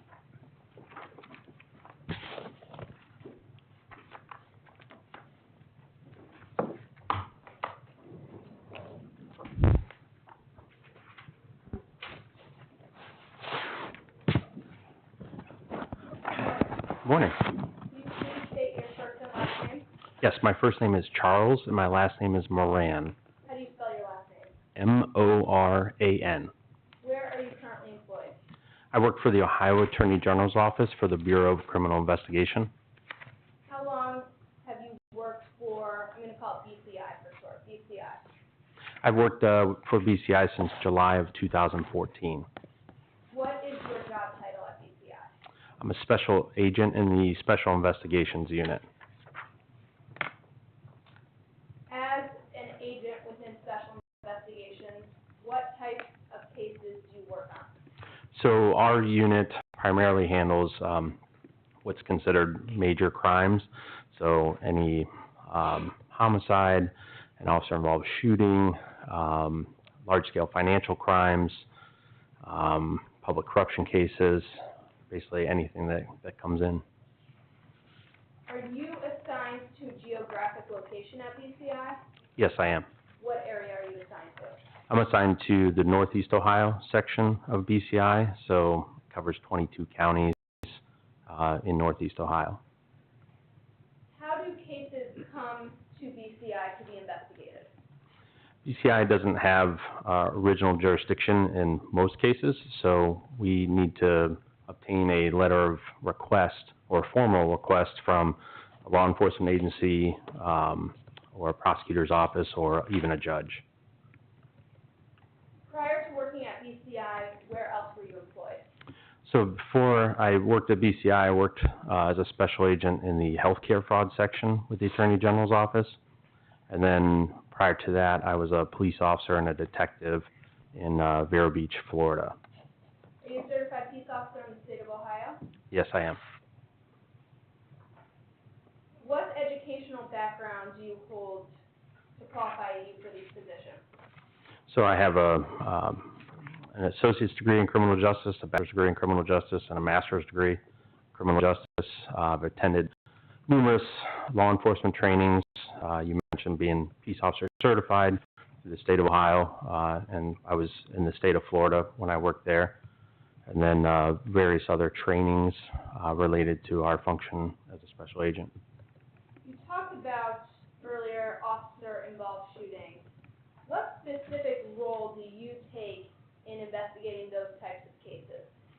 So with those cases, we come in because we're an outside agency to evaluate essentially what happened during the event. A big portion of that relies upon interviewing those that are there, involved, or witnessed it. And then a big portion of it now is the use of video in those cases.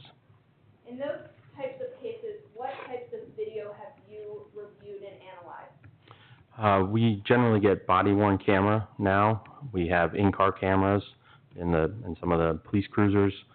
There's surveillance cameras from businesses, Ring doorbell cameras, and then there's also cell phone video that's taken by people in the area. In all of those types of media that you are provided, what steps do you take to analyze those? So depending on how much of it or how potentially complex it is, if it's more basic, I can review those and perform filters on them. If it is a little bit more complex, I may send that off to a section of our agency that handles that. Approximately how many officer-involved shooting cases that involve various media sources have you handled? At least over 80. I'm going to talk about some of your training. What software training do you have as it pertains to video? So most recently, our agency switched to a software called AMP5. It's a forensic video analysis software Could you program. say that again? AMP5? Amped? AMP5, Is yes, that sir. spelled A-M-P-E-D Correct, and the number 5? correct. Okay. We recently switched to that program. And then prior to that, for 2 years prior, we used a program called Input Ace, which transitioned to now it's known as Axon Investigate. And that's also a forensic video analysis software program. What training did you receive on how to use these two software programs? With AMP5, I went through a class consisting of 20 hours of instruction on the different ways that the software works and what can be done and what can't be done in the software. And then the same thing applied with Input ACE or Axon Investigate. It was training classes that instructed you how to use the software. Was there a practical portion during those training sessions, working on actual video? Yes, each time they would have different samples for whatever filter that we were examining at that time. In addition to using the software, what training have you received on evidence collection as it pertains to video? So I attended the Law Enforcement and Emergency Services Video Association Level 1 class in December of 2021. It's known as LEVA for short, and during that class, a big portion of it is how to obtain and how to collect and how to preserve digital multimedia evidence. Have you testified before regarding your processing and analyzing of videos? I have. In what capacity? In grand juries, many officer-involved shootings are presented to a grand jury. So I've testified over the last about 2.5 years. Most of those grand juries involve some sort of video of the incident.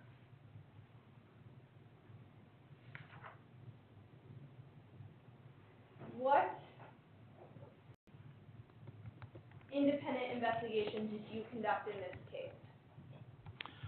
I simply obtained the videos and created some demonstratives from it. Did you go to the scene where this had occurred? No, I did not. Did you interview any witnesses? No, I did not. What is the first step that you take, in this case, to obtain media? The first step is to try to go to the source of the video the best that we can. In this particular incident, this video was collected by one of the witnesses. Okay, and where did you meet to get copies of these videos? I met at the office where that person works. Okay, and what device or instrument did you use to obtain the videos? So because the witness had an iPhone, you can simply use a lightning cable with a USB end and then USB-C end that enters the phone, and you can plug it into a laptop and then look for any videos that are relevant. And then in this case, there was access to his iCloud account that was needed. Okay, when you say a lightning cable, do you just mean a charger? Yes, Okay, is that a device that you connect a phone to your device? yes. Okay, and what device do you use to receive the information? I used my Attorney General's office issued laptop computer. And in the process, do you take photographs? I do. Why? I want to show exactly what steps I took to obtain any relevant files. Why did you want to obtain the videos from the actual iPhone? Because that's essentially, from my understanding of the case, that was the source of the video. When you say source, what do you mean? It's the closest to where the video was captured and recorded. Okay.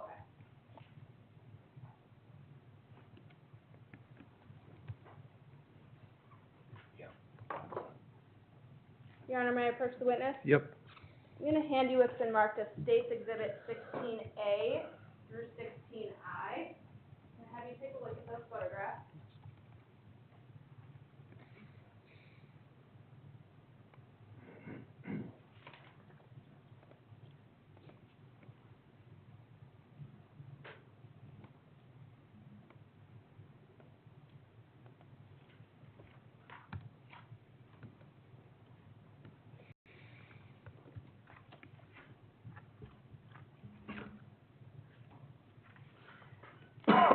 Okay. Do you recognize those photographs? Yes, I do. Generally, what are they? These are photographs that I took during the collection of the videos. Are they fair and accurate photographs? Yes, they are. Your Honor, I move to admit and publish State's Exhibit 16A through I. Any objection? No objection. All right, they're admitted.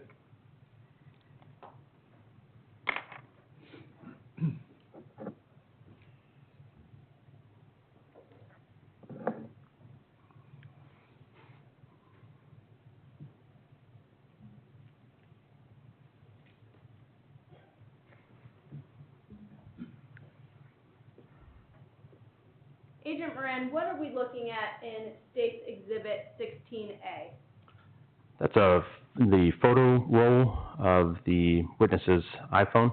Where is the photo roll located inside of an iPhone? It's on the main menu, main screen of the iPhone, and it has a specific icon that's labeled photos. Okay. And why did you take this photograph? I took this photograph because it shows where the potential the video files were located in the photo roll. And what specific videos looking at State's Exhibit 16A were obtained by you? So in this, kind of in the middle of that, of the phone, right above the two pictures of the child, there's 3 videos across. You have the 2 dark ones there, and then there's one more during what looks like daytime hours. Okay, is this in the 3rd row from the top? Correct. Okay. And then a row, 2 rows below that, there's one with a blue, like a light blue bar at the bottom, and that was another potential video. Okay.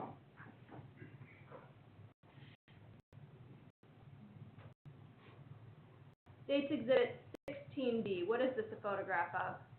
This is a photograph of the settings app in for the Ring application that was on the witness's phone. Okay, what is Ring? Ring is a security surveillance system provider that can provide many different types of cameras for general surveillance, and it can be audio and video recorded.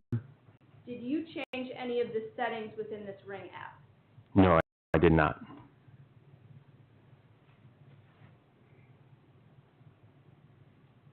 What are we looking at in State's Exhibit 16C?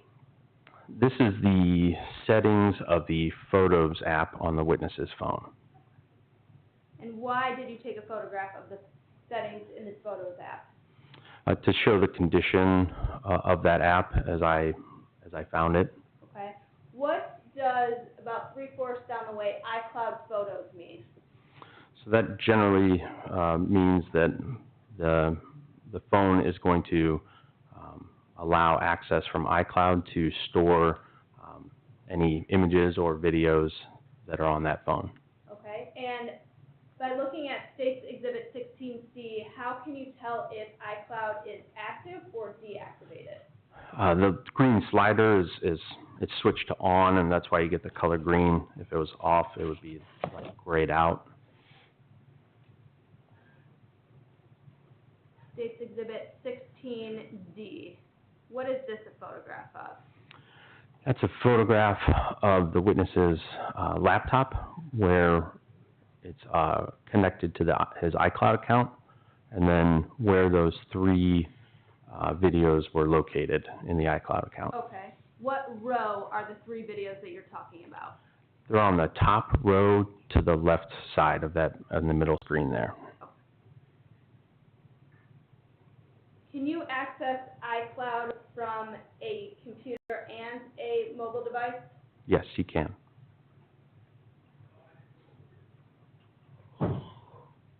State's Exhibit 16E. What are we looking at here?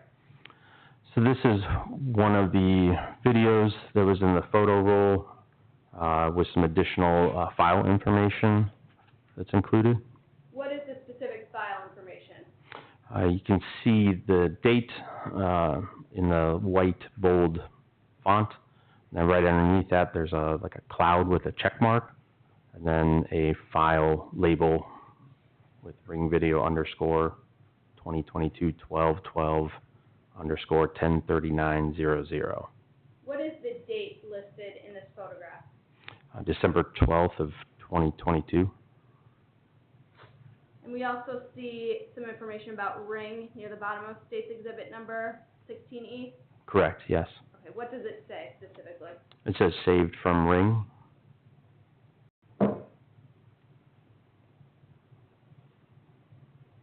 State's Exhibit 16F. What are we looking at in this photograph?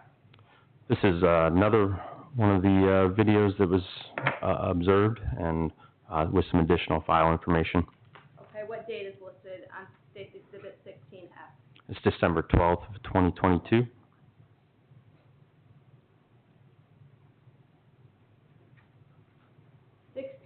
G. What is this? This is the third video that was in that row, and with some additional file information. The date is what on State's Exhibit 16G? Again, it's December 12th of 2022.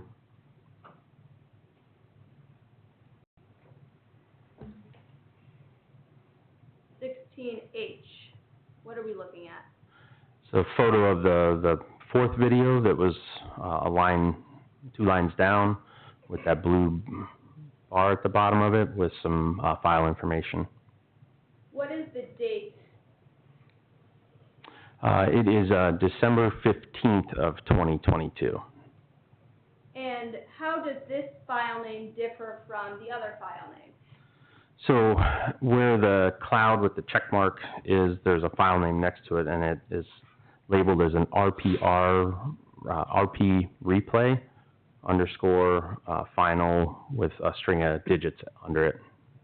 Okay, and what does that indicate to you?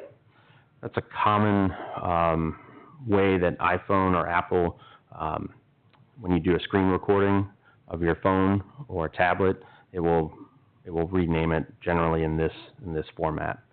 And we see the word screen recording under the file name. What does that mean? It means that the witness likely used his cell phone to watch this video and use the functionality of the screen record to record it. Does screen record require one device to take a video of the actual device? No, it does not. How does screen record work?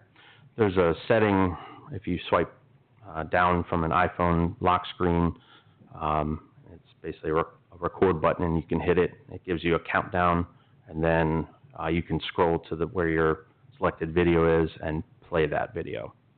After you press that button, does that video save? It will once you are done recording it, screen recording it. So it's a video of a video. Yes, correct. And State's Exhibit 16I. What is this? This is an image of where that screen recording was located in the Photos app, just with the file up.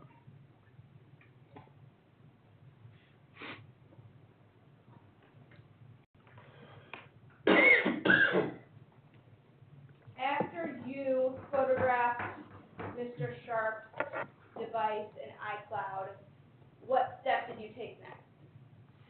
After that, I connected his iPhone to my laptop, and I obtained the video file that has the blue bar underneath of it directly from the iPhone. After you obtained the video directly from the iPhone, what step did you take after that? Then we accessed Mr. Sharp's iCloud through his laptop with his username, his email, and his password, and then located the other three video files. I placed a USB flash drive into his laptop, and I directly copied those three videos onto the USB flash drive. So how many total videos did you obtain from Brian Sharp? I obtained 4 videos.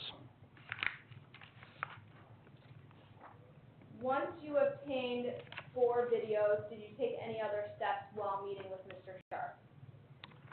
No, I did not. Once you received the those videos, what was your next investigative step? The next step, to preserve that, the original videos on that USB flash drive, and then I made a working copy directly onto my AGO-issued laptop. AGO, Attorney General's office? Correct, yes. Why would you make a copy called a working copy? Because I don't want to either delete, mishandle, lose the original copies that were obtained. Did you make any changes to any of the settings or timing of the original videos that you captured? No. From the working copies, what steps did you take in analyzing these videos? I used AMP5 to bring the videos into the software, and then I began to review one of the videos. Did you review and process or analyze the remaining 3 videos? I did not. Of the video that you worked on, can you describe what tools you utilized?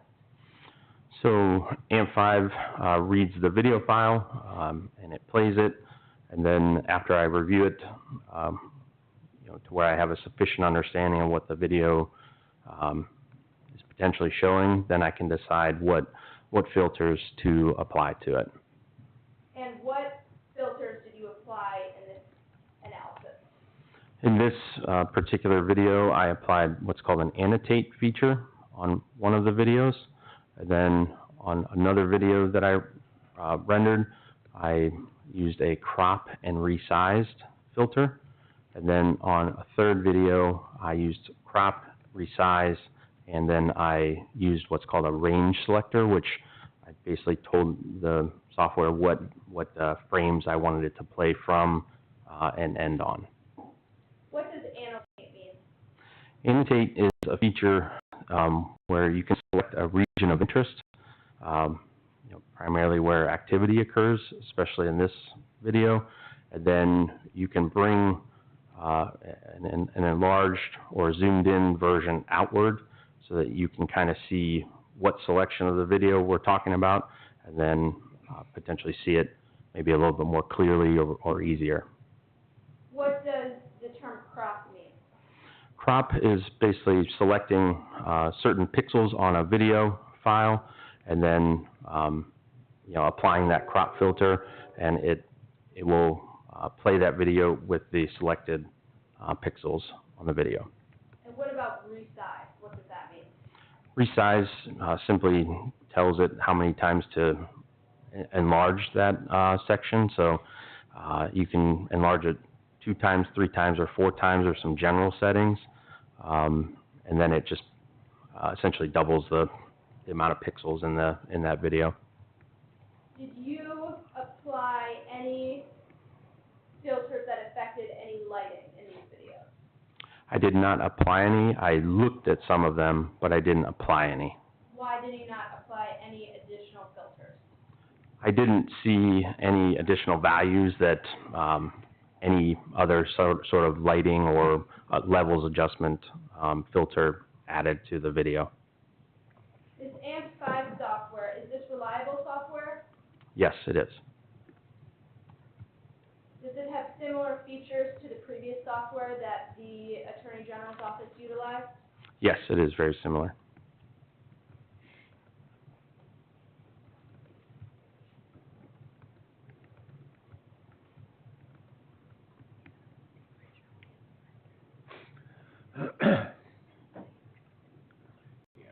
Your Honor, may we approach? Yep.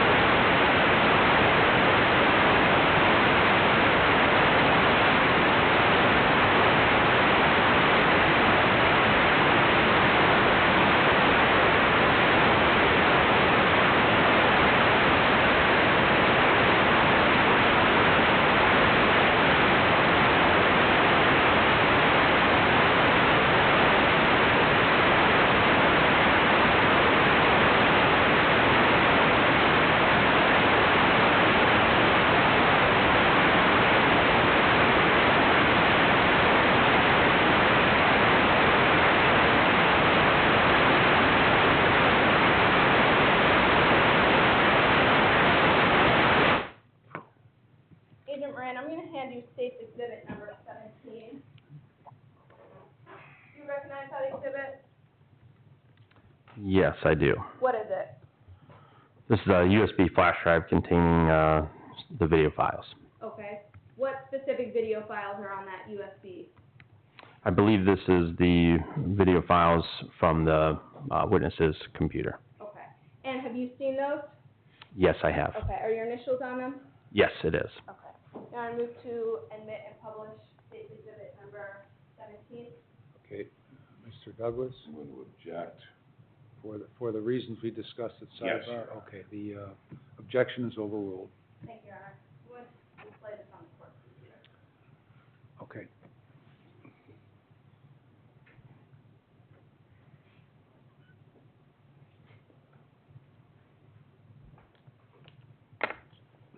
All right. For the record, I'm going to click the folder titled Original Videos.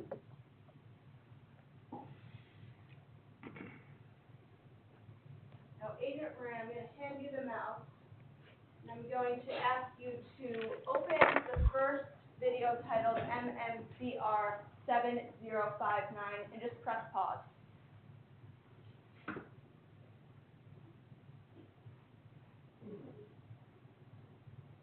Agent Moran, how long is this video in length?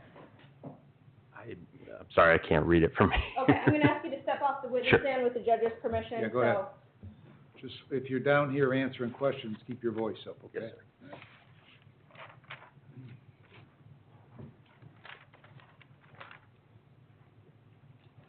It's 8 minutes and 25 seconds long. okay, 28 seconds long, sorry. This is 3 seconds. okay. Now, Agent Moran, did you perform any analysis on this 8-minute long video? No, I did not. Now, I'm going to have you X out of this video. And I'm going to have you open the next file that ends in _103824, please. And press pause. What is this that we're looking at?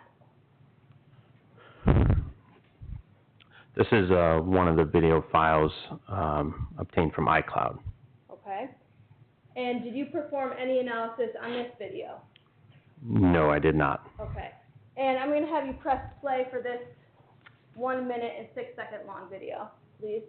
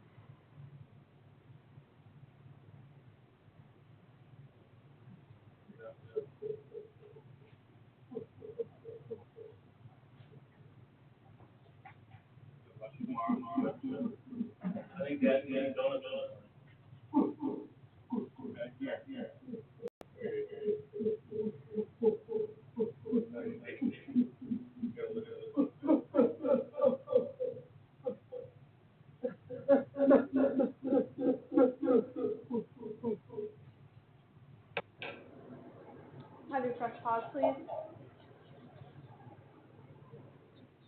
In this video ending in _103824, what is the date listed in the bottom right-hand corner?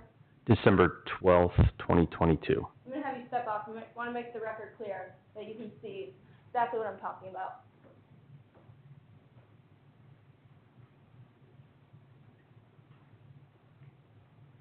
Okay, sorry.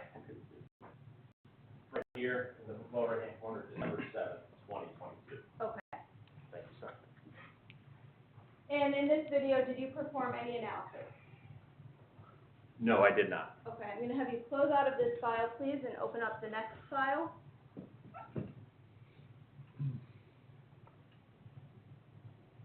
The file ending in 103900.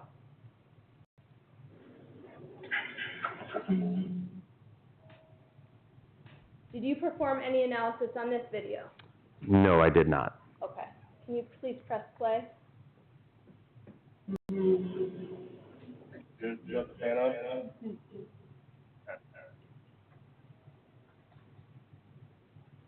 All right, give me a hug before bed, all right? All right, see you in the morning, all right?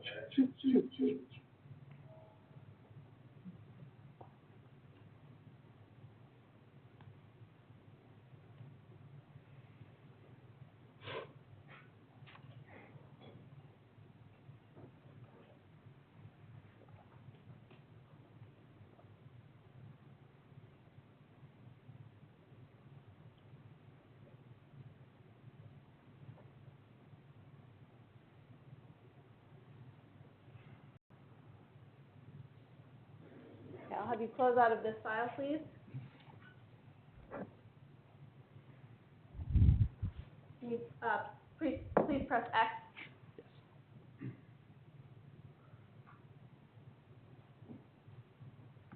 Now, the second and third files, 103.824 and 103.900, did you separate those out separately or manipulate the 8-minute video that we first displayed? No, I did not. That's how you received them? That's how I received them. Okay, and I'm going to have you click on the last file here, 15135. Put this down. Put it down.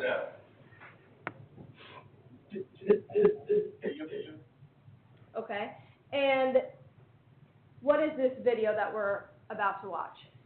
This is the copy of the video I obtained from the iCloud account, and this is the video that I worked with. Okay. I'm going to have you press play, please. Come on, let's drive that out. What? Hey, you have the camera. What? We're gonna put this down. Put it down. Let's go!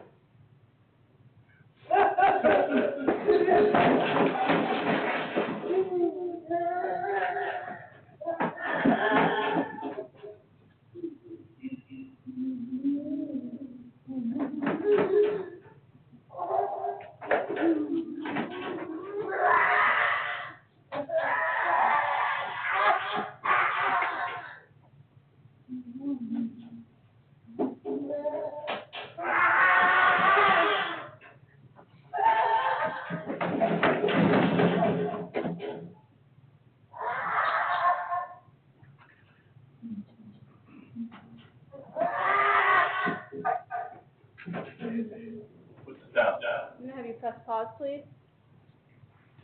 I'm going to have you close out of this file, please.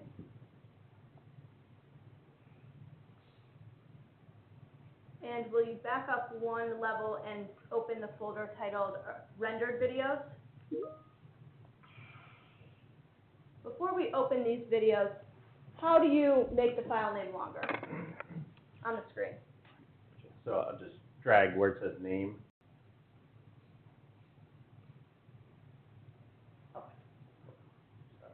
All right. So what is contained in this folder titled Rendered Videos? These are 3 videos that I rendered from the video that we just observed. Okay, the 4th original video? Yes. Okay. Were you able to apply any type of filters in terms of the audio of the videos? No, I did not. Okay. I'm going to have you just open the first file that ends with the file name -annotate.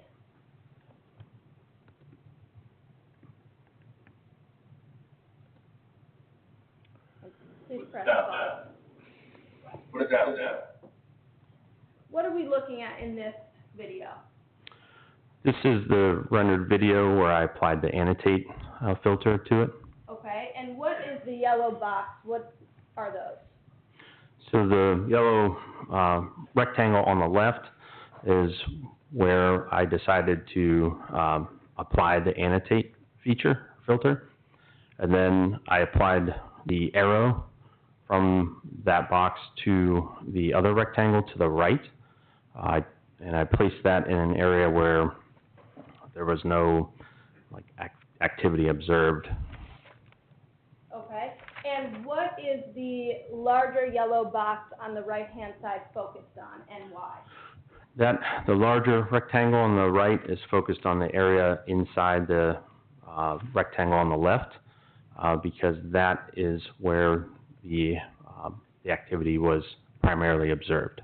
Okay, and what specifically inside the yellow boxes did you look at? So when they're in view of the camera, near the small table, you can see them on this side of the doorway in the wall. And then as they go around the small wall through the doorway, there's some shadows on the whiteboard and on the brown door. And then there is a little opening where you can see like a counter next to that brown door where there's some movement observed at some point. Okay, with the mouse, can you point to the whiteboard that you were talking about Yes. and circle it with the mouse? On the left side here, this is the whiteboard. And then in the annotate box, resized twice, this is the whiteboard. Then what is the other area? Which door are you referring to? I was referring to the brown door that's next to the whiteboard. Okay. And I'm going to have you press play, please.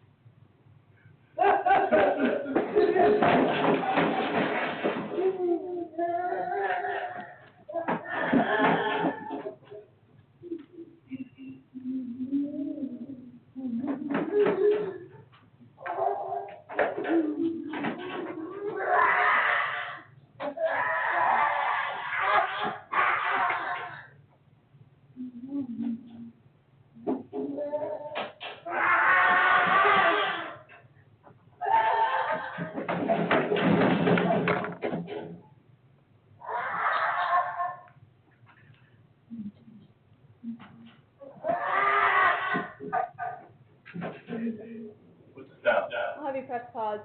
Can you circle the area of the counter that you testified earlier? Where is that? Yes.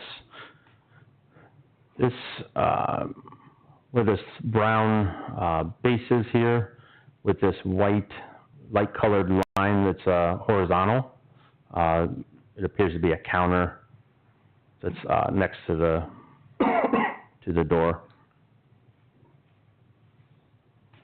Based on your analysis of this video, whose shadow was displayed on the whiteboard?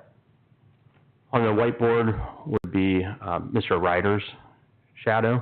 And whose shadow was displayed on the door to the right of the whiteboard? That's Mr. Nye's shadow. And what did you observe about the movements of the shadows as displayed in this video? You can see the shadows come into view when they go around the corner of the wall. And then there is light colored between the shadows. And then the shadows, one of the shadows appears to back up. So on the door, it moves to what would be to our right looking at this. And then the other shadow closes the distance from the whiteboard. And then there's physical contact into the, near the counter area. After the physical contact near the counter, are you able to say what happened after that? At some point, that contact goes downward into what would be to the right, looking at this screen, and it goes out of view of this camera. Do you have any software that can add additional angles to see more behind that wall? No, I do not. I'm going to have you close out of this file and then open the second file that ends in crop resize and just press pause. Put the stop down. All right, what are we looking at in this video? So this is a second video that I rendered with, AMP5 from that, original video that we obtained. Okay. Now, did all three of your rendered videos originate from the working copy of the original video? Yes, they did. Okay.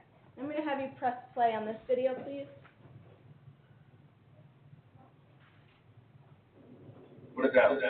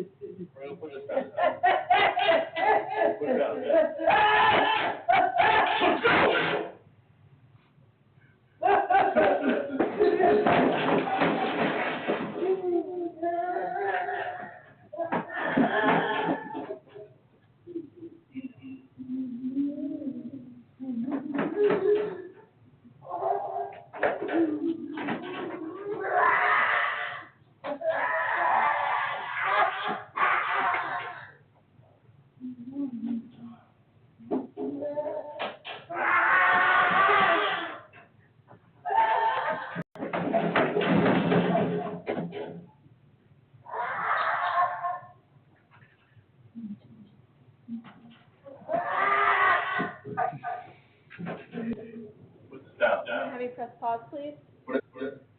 Using the mouse, can you show the area of the movement of the shadows on the wooden door with the mouse? Yes, I can.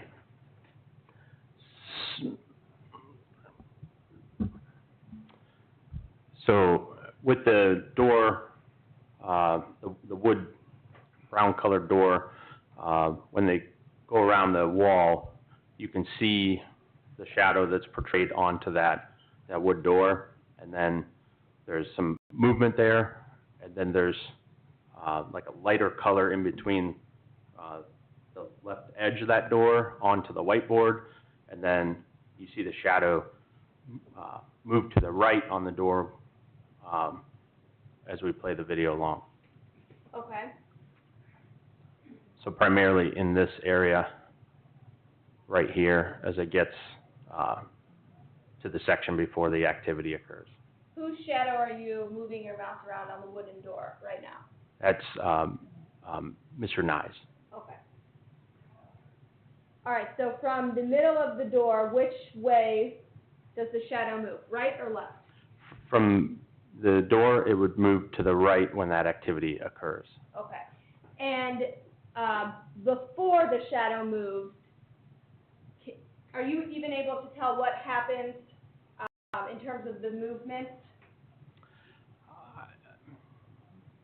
I can only see what the shadows portray, and then Okay. the light color between the shadows. Okay. I'm going to have you close out of this second video and open the first.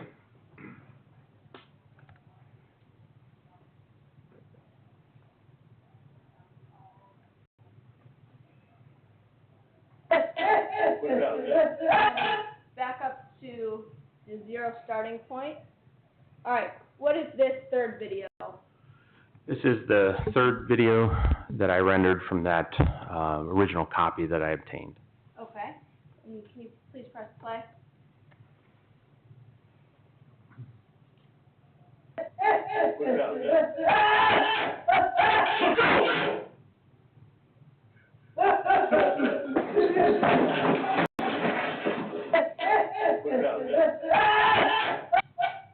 What words do you hear Mr. Ryder say in this video?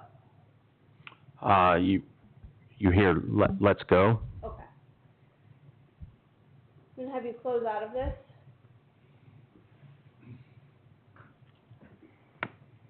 Approximately how many times did you watch the original video before you created the 3 rendered videos? I would estimate about 30 to 50 times. And why did you watch it so many times? I watched it so many times so that I could make sure that I used the appropriate filter that was most relevant for the video file that we obtained. May I have one moment, Your Honor? Yes.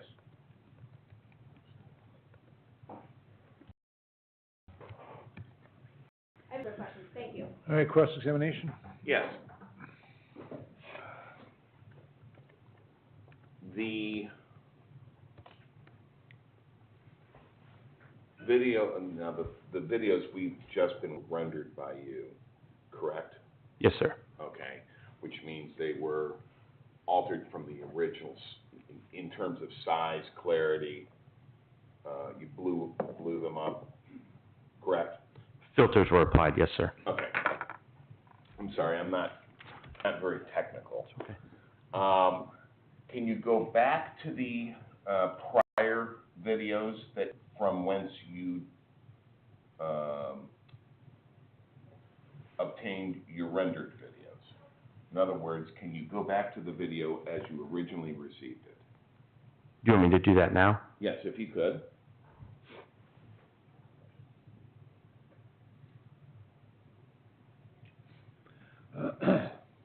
And when you pull it, and this would be the minute, roughly minute 15-second video that you would have obtained from either Ring or Mr. Sharp's cell phone. Correct. Could you pull that up and immediately hit pause? With the stop down. Okay. Can you tell me the date and time that of this particular video? The timestamp on this video file is December 7th, 2022. I'd have to see the You can approach. step down. Yeah, go ahead.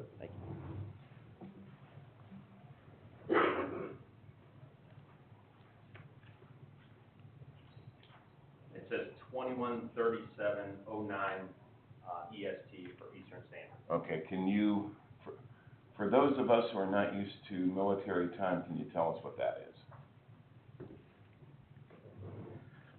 That is 9:07 PM. 9:07 or 9:37? You can step down and take another. Sorry.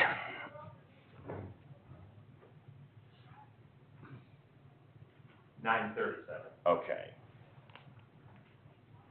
And that is the beginning of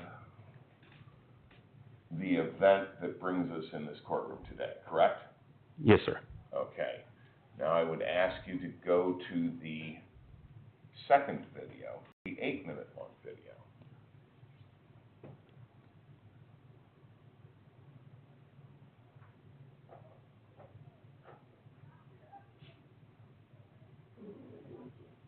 And could you please tell me what the date and time stamp is? December 7th, 2022 at 21:43:08.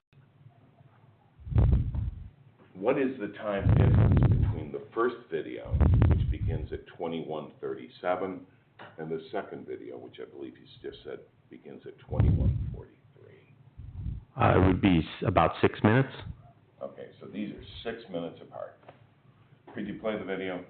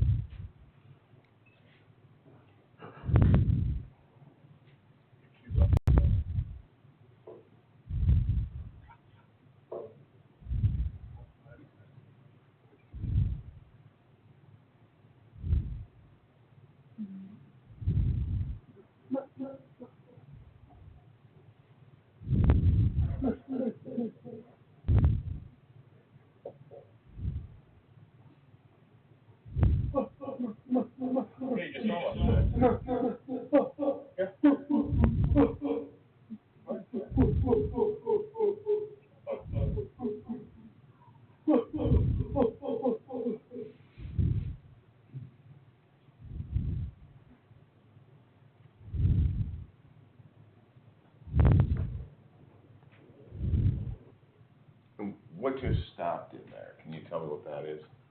That I don't know exactly. Okay. But it appears to be a continuum in time, Potentially because of that motion bar. yes.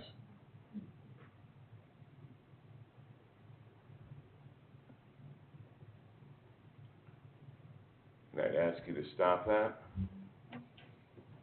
Could you tell me what, the time and date stamp of this video is right now, because it's in the middle of the motion bar?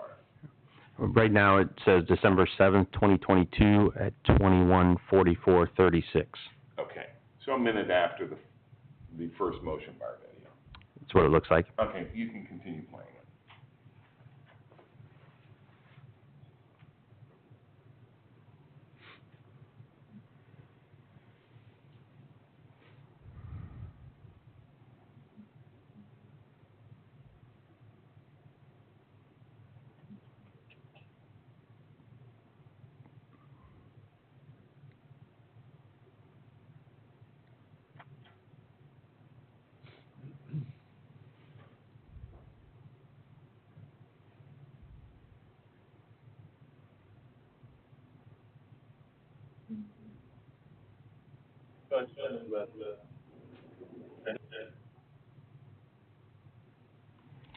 You keep those kind of thoughts for I'm gonna ask you to stop it briefly. Now, I see we're in a new sort of motion bar. Is this, immediately following the prior in terms of time? Yes, except it's just A minute later? a minute later, about. Okay, because do you know, can you, tell what the, timestamp is? Yes, December 7th, 2022 at 21:45:24 hours. Okay, continue playing.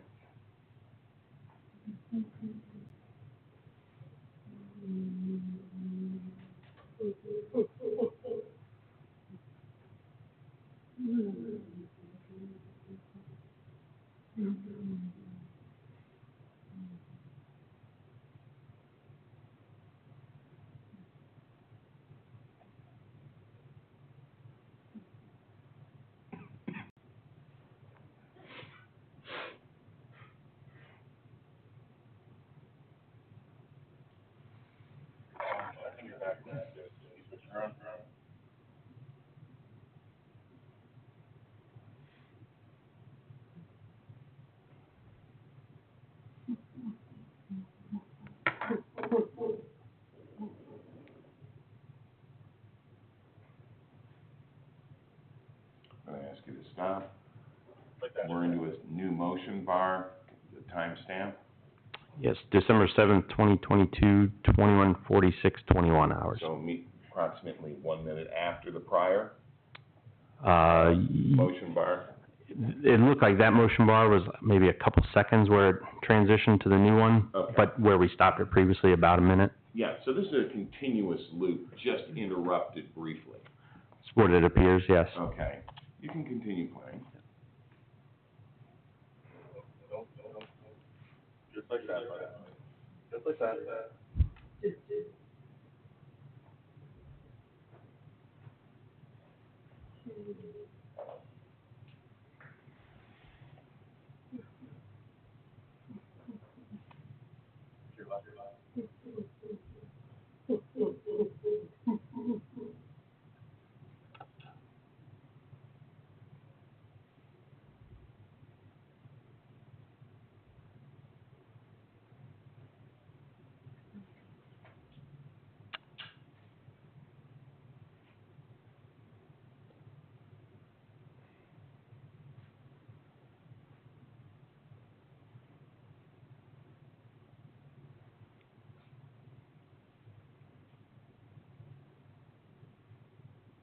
Gotta brush your teeth.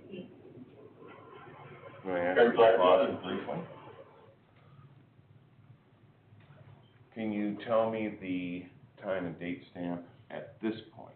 Yes, this one says December 7th, 2022 at 21:47:36 hours. And the prior video began 10 minutes prior, is that correct? That's what the timestamp said, yes, sir. Okay. So everything that we've seen in terms of video now has occurred within a 10-minute period, or a 10-minute period. From what the video files are reporting, yes. Okay, do you believe that to be accurate? I believe so. Okay.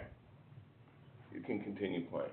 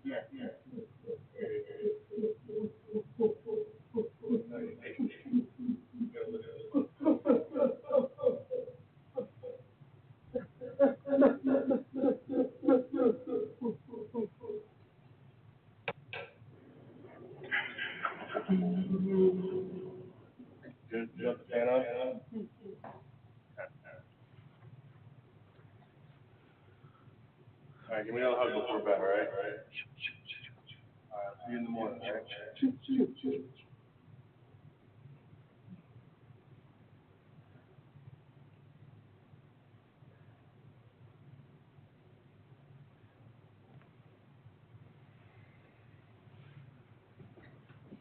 I would ask you to pause this momentarily.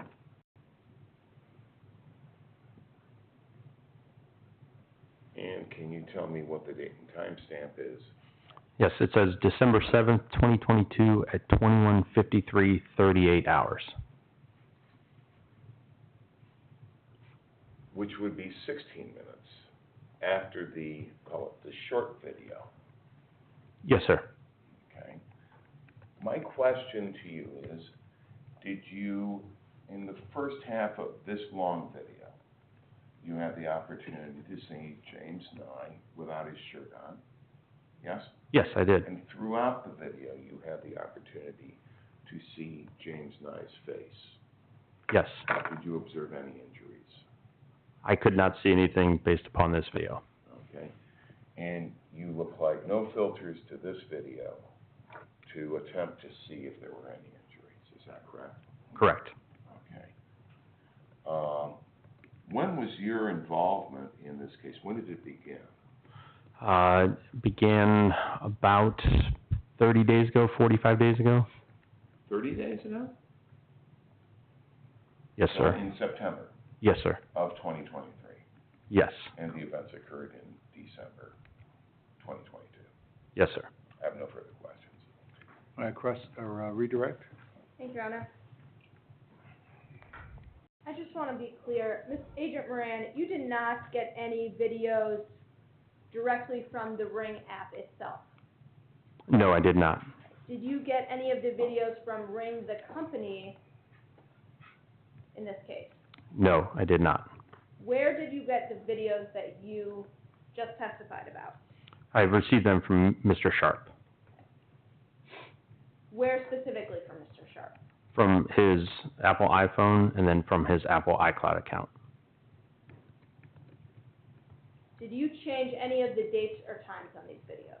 No, I did not. I have no further questions. Thank you. Any recross? No. All right, you may step down, thank you. Thank you, sir. Can I see counsel up here, please? Yes, sir.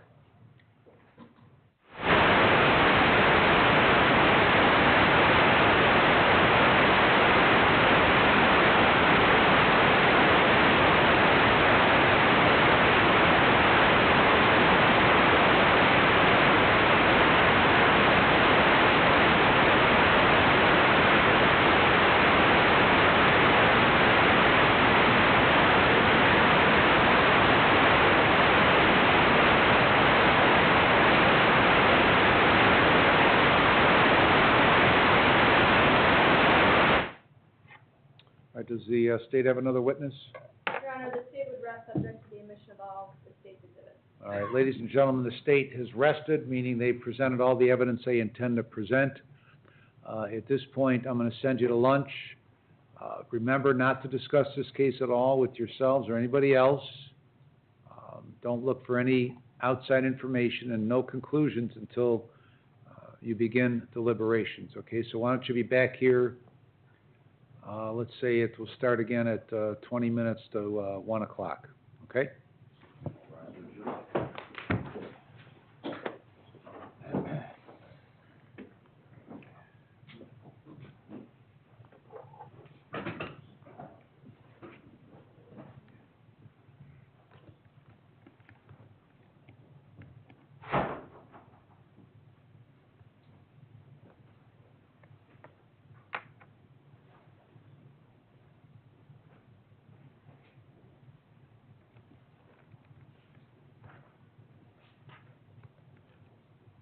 All right, have a seat.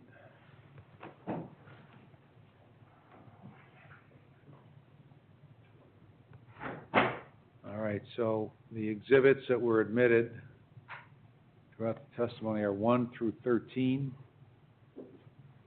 and then 16 through 18. Is that what both sides have? That's what we have, Your Honor. I believe that is accurate. Okay, so those are then admitted. Mr. Douglas? It's time for the requisite Rule 29 motion, Your Honor. Go to it. This time, we would so move for acquittal as the state has failed to meet its requisite burden.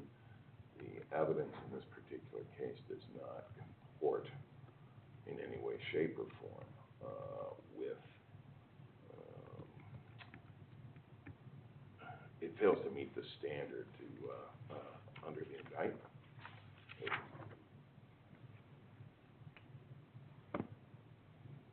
Everybody is, I feel for Jimmy Nye, but everyone's had a crack at him, including his own mother.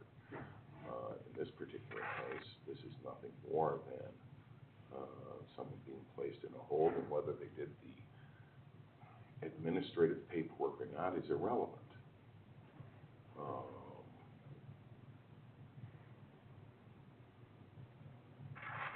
And the state just has failed to meet its burden with the evidence produced at this point.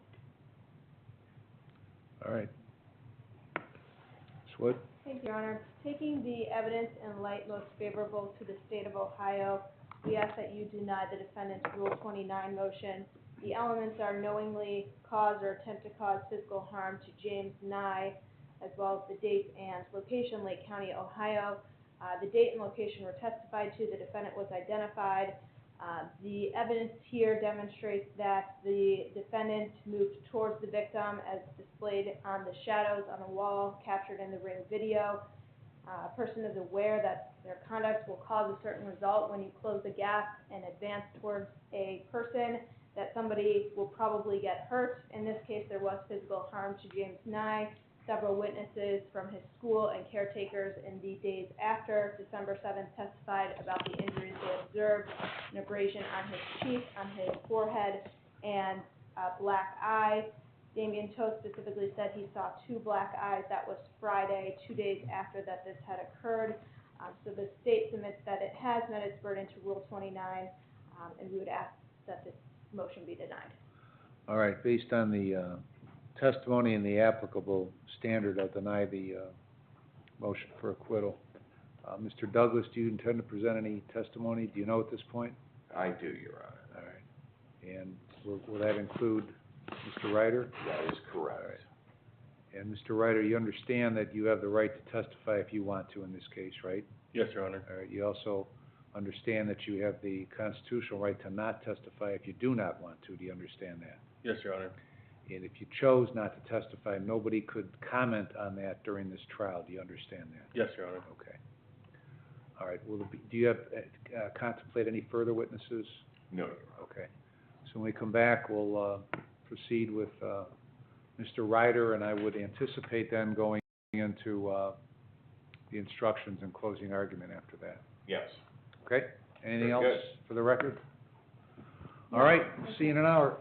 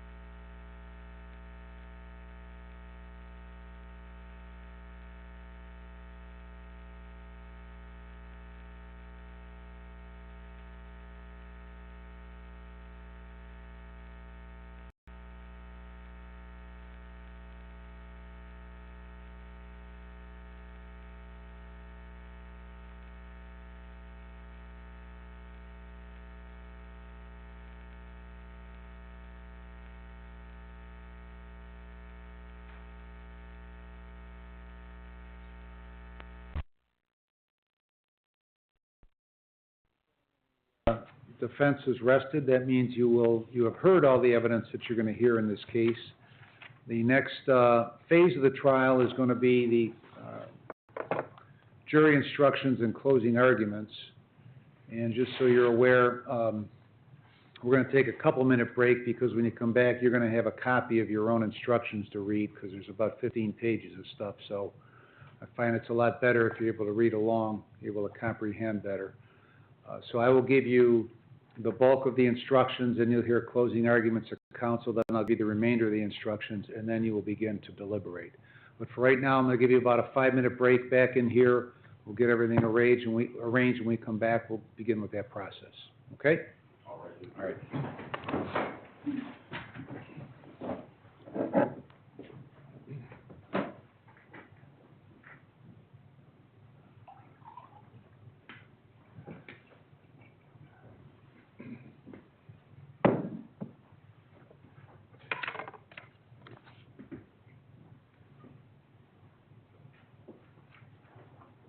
All right, as soon as Nicole has all those instructions printed off, then we'll get going, okay? Very good. Who's doing what? She's doing first, I'm doing second.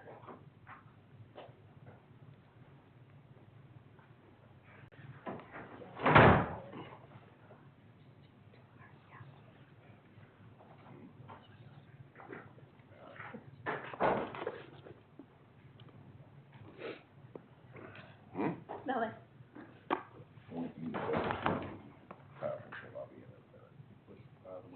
Yeah, yeah.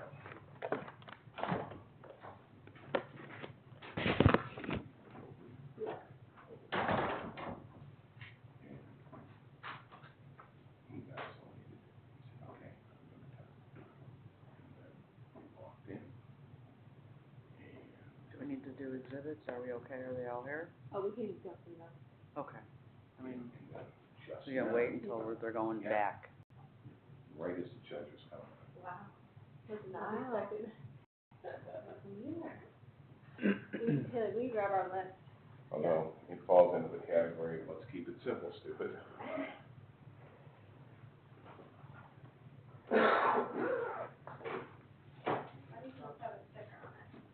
Where'd Rachel go? Right here. Hold on. Let's talk about these instructions now. Where's your client? I have him in the. I can just stay here with you, I'll get it.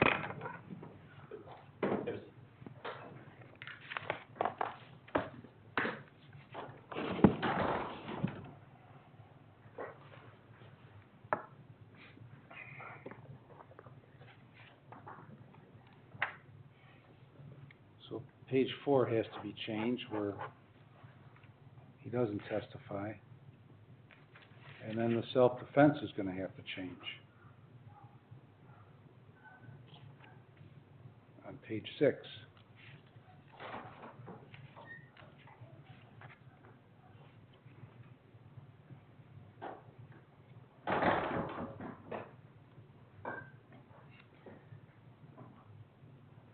What, on page 6? Well, why would there be self-defense? I think there's enough testimony in the state's case, and I'm Where? brought out on Point- cross-examination. Point to it for me. Pardon me? I said, point to the indicia of something that would indicate that there should be a self-defense instruction. The fact that everybody who had direct dealings with Jimmy Nye, including his own mother, indicated his violence and that he had to be restrained periodically. All right, well, but that doesn't indicate that in this occasion that Mr. Ryder was entitled to self-defense. All right, all the indications are in the testimony is that Jimmy would ramp up, and that in several occasions with Progressive and with NEO SS, that they had to implement holds on him. Yeah. Okay, but that's not, where in this case, on December 7th, is there an indicia of some fact that would indicate self-defense? Where in the testimony?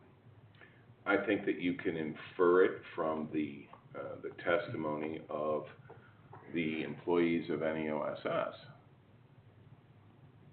It's a state's position. State's position is that the 11th district has said that. Okay, the 11th district is schizophrenic, but anyway, so tell me what the 11th district has said. In regards to giving the self-defense instruction, the standard that there's evidence that tends to support. Where's the evidence that tends to, in this case, In okay? this- I know what they said, okay? And I know, are you talking about the Robinson case that they misapplied it to? Or, no, not the Robinson case, the Jackson case, the William Jackson case that they completely missed the boat on? Is that the one you're talking about? The tends to support language, I think. Is that the case you're talking No, about? I think it was a municipal court case from Wilby Municipal Court. Okay. Well, this, Jackson was after that, and they relied on that, they relied on that misapplication of the law to misapply it to Jackson, but go ahead. What we have here, the facts of this case, the video, we have two shadows on the wall. We have testimony from Chuck Moran that the shadows, the defendant's shadow was on the whiteboard. There was space in between the victim's shadow on the wooden door, and then you see the victim's shadow go from one side of the wooden door to the other side, indicating that he's backing up, and then you see the defendant in the frame closing the space in between the victim. Right, so where's, Going to the floor. so where is the evidence that tends to support that Mr. Ryder was defending himself when he was going at Jimmy? The only statements that we have in evidence are the defendant's statement to the Kirtland police officer stating that he had tried to put Jimmy in a hold and he was attacked, and then his statement to the Conneaut officer was that he got attacked while he was at work, and he had to put... Isn't that a little self-serving if he doesn't get up here and testify? Well, he's not required to get up and testify. I know he's not, okay, but, And I know, yeah. Those are the statements that we have. okay, so that, you believe that the 11th district would find that tends to support the instruction on self-defense? I mean, the position that they took is nonsensical, okay, but there's even less here than there was in Jackson or that Muni case, I think. Do you think there's more here than was in Jackson in the Muni case? I'm not familiar with the facts of the municipal case, and I'm somewhat aware I mean, of all the they facts did, of Jackson. all they did was parrot what is required, evidence that tends to support, okay, that's all they did, and then they made up the fact and said it tended to support that, okay, so that's what they did, all right, but I don't see how in the world the shadows on the wall, the testimony indicates that Mr. Ryder was going at Jimmy. Maybe. Maybe. That was the testimony, okay? That was the testimony of Moran. Wasn't it? Moran wasn't sure Well, Moran was sure who was who. at the beginning. And he was sure of who was who based upon the clothing that you could see in the narrow slit. But past that, I don't think he was. Well, I think you have- that's not my recollection. Moran was pretty sure that the first shadow going over was Jimmy, and the second shadow going toward Jimmy was Mr. Ryder. He was sure of that. Okay? So I don't see how that evidence tends to support an instruction of self-defense. Now, With the exception that my client's videotaped statements, the phone call with Kirtland PD, plus bless you. plus the video with Conneaut PD, he clearly states and had to put someone in a hole.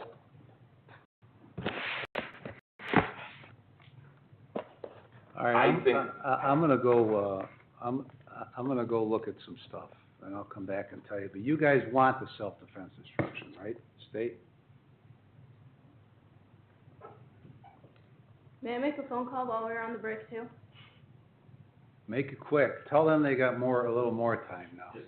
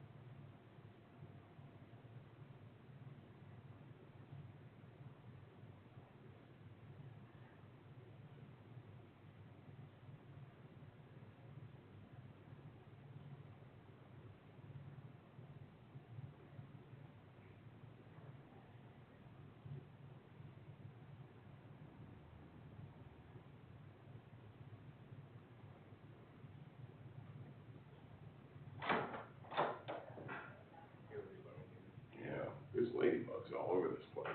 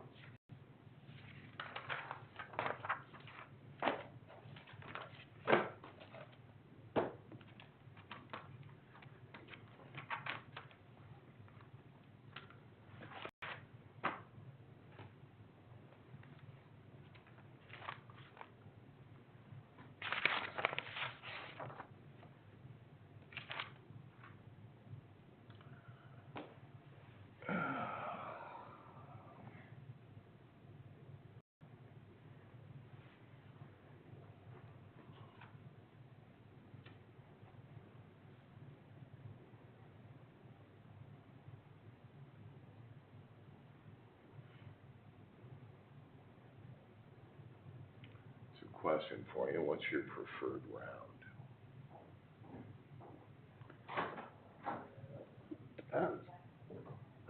Handgun or rifle? Handgun. No, Yeah. it's as good as a 40 anymore.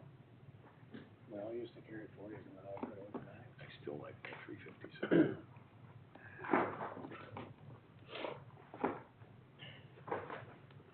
So what's your position? My position is, I think that the instruction should be given. Because of the schizophrenic nature of the Court of Appeals? No, because his statement to Kirtland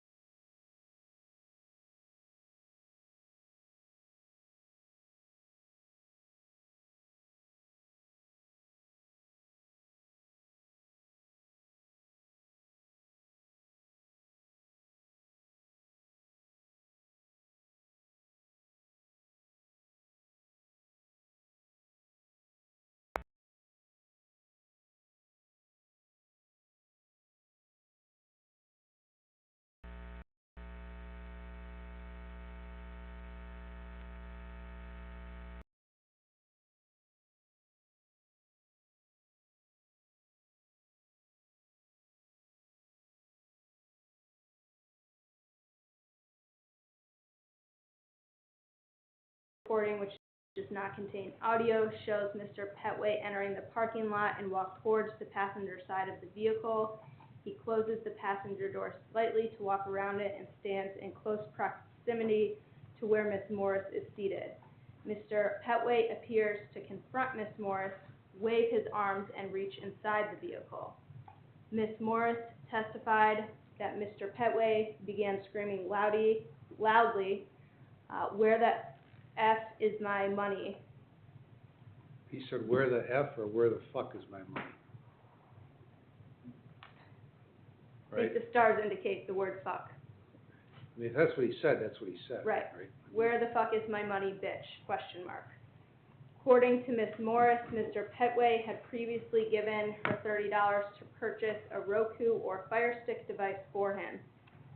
Because of her work schedule and procrastination, she did not obtain the device and eventually forgot about the money.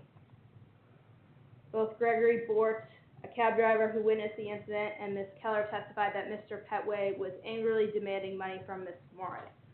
Ms. Morris testified Mr. Petway bent into her car, was forcefully touching her shoulder and her leg. Ms. Keller testified Ms. Morris requested several times that Mr. Petway remove himself from her space. The video shows Ms. Morris exit her vehicle and shove Mr. Petway. Ms. Morris testified that she did so to get him out of the way and told him to calm down. After exiting, Ms. Morris was surrounded by her vehicle on her right side, the adjacent vehicle on the left side, and the open passenger door behind her, and Mr. Petway standing directly in front of her. Ms. Morris testified there was no escaping the situation because she was blocked in by her own door.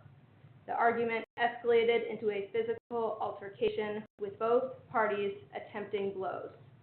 According to Ms. Morris, Mr. Petway kept his body against her, pushing her with his hands until the shoving became a, quote, swinging match, end quote.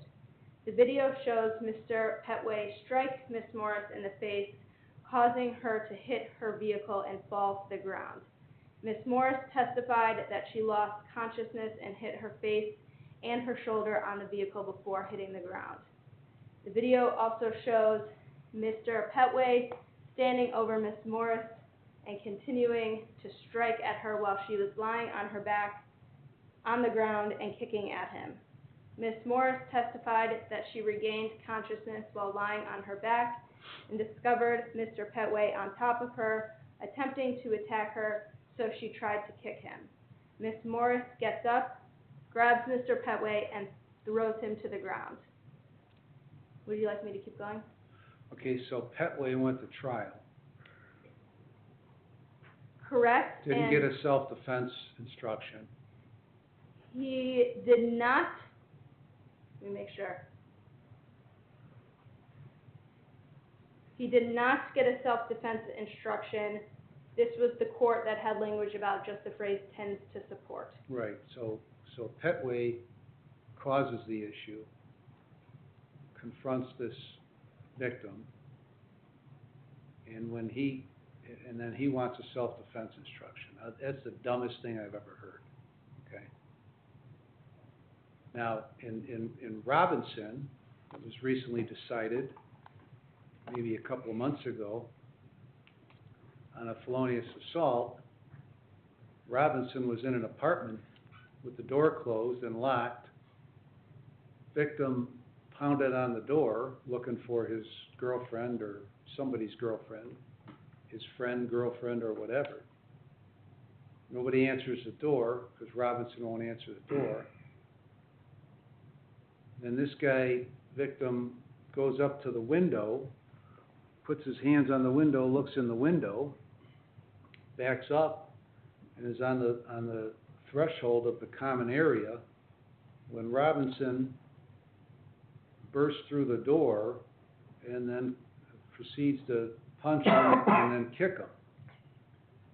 So Robinson went to trial, wanted a self-defense instruction, and I wouldn't give him a self-defense instruction because I determined that evidence did not tend to support the warranting of a self-defense instruction.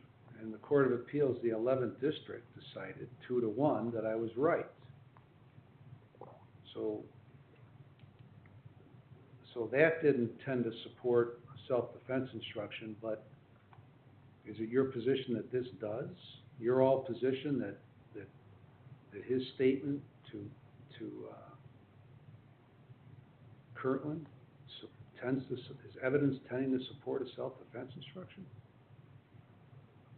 Either one, take it. Absolutely, in conjunction with the statement to Conneaut Police, and in conjunction with the testimony of the several witnesses in this case, Who? including the victim's mother. Okay, the victim's mother testified that on several occasions, her and her husband have had difficulty with Jimmy. Correct. Because at certain points when things happen or don't happen, that Jimmy kind of ramps up, okay? Correct. And they can either engage in they're trying to talk him down, which Correct. sometimes works, sometimes doesn't, or sometimes implement a hold, okay? But what does that have to do with what happened on December 7th? What that has to do with what happened on December 7th, I believe it was the October incident where Jimmy had an incident in his mother's house where Mr. I understand that, but that's Right. October, this is December 7th. Understood, but you take the statements made to the police in conjunction with all the testimonial evidence, it tends to show. Okay, but, so. And I understand where you're coming from, So Judge. what you're telling me is that because of testimony about the condition of Jimmy, okay, and how he reacts because of his condition, okay, that the way we're to presume that there's evidence that Jimmy acted in conformity therewith, right? Words of the devil in the law. Yes. Acted in conformity therewith, that we should assume that that's evidence that he did the same thing here. Aren't we? What is aren't we- evidence that he did the same thing here is a statement Well, from no, Mr. Ryder. that he acted in conformity therewith, right? No, Mr. Ryder's statement was clear. What about? I think, and Judge, and if you take a look at being pragmatic, the state is not objecting to this I know, particular well, instruction. but I have to make the decision. Oh, I okay? understand. I decide what the applicable jury instructions are. Okay? I understand And there's a that. threshold that I'm really questioning whether was met here, that there's evidence that tends to support that he's entitled to that self-defense instruction.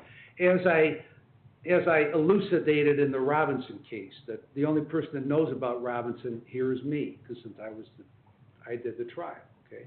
But I read the esteemed 11th District and what they said, okay? And they said that did not tend to support self-defense, okay? So I'm a little torn here.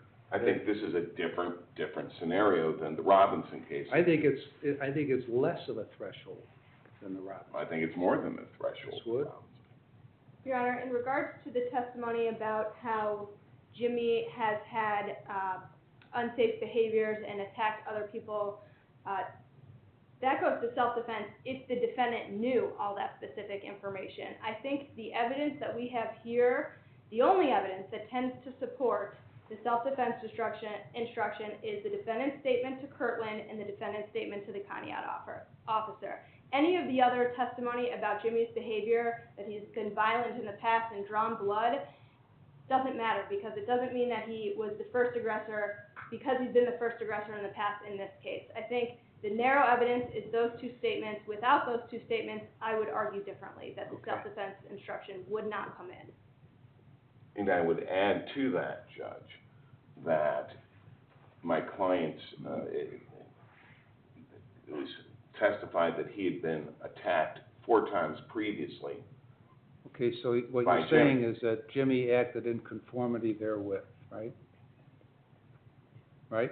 And on December 7th, because Mr. Ryder was attacked 4 other times, or I don't know how many times, whatever it is. I believe the testimony was 4. Well, the statement that he gave to Kirtland Yes, was that he had written 3 other MUIs, right? correct, And this was a 4th one. correct, Okay, that's what you're talking about, right? correct. Okay. And also he stated something similar with Conneaut. Okay. All right. Plus the rumble at Mrs. Nye's house in October was testified to by Mrs. Nye. Well, that's got those other prior incidents have nothing to do with nothing, in my mind, okay? Because- However, the defendants. Because what you wanna then argue is, he did it before, he did it 50 times here, he did it 100 times here, he did it 3 times with him, therefore he did it on December 7th. You wanna argue that, right? Right? Isn't that your closing argument? Well, part of my closing argument is that they can't pinpoint how Jimmy got the injuries, when he got the injuries. That's a different issue than what I'm talking about. Yeah, I understand. Your intention is, now, there's evidence, okay, that it happened, I think, I don't know if it was, Ryan, or if it was Mrs. Nye that threw out the number 50. I think it was Ryan Sharp, okay? Correct. Okay, so is it your intention to argue in closing that he did this by Sharp, who's known him since, what, 2013? At least 50 times that he knows about, that it's likely that he did it again on December 7th, right? I might not say it exactly that way, Your Why would I Honor. let you argue that? Pardon me? Why would I let you argue that? Now, if you say that Sharp testified it happened 50 times before, I mean, the minute you try to cross the line, say, well, then it happened here, then I'm gonna stop you, Understood. with or without an objection, okay? Because I'm the one responsible for what comes in properly and what stays out that's improper, right? In final arguments? Sure, Okay. okay? Because you can argue what the facts were, okay? And the facts were what was testified. But I'm not gonna let you cross the line that says, he did it 100 times before, so he did it again this time. As I said, I wouldn't say it that way, Your Honor.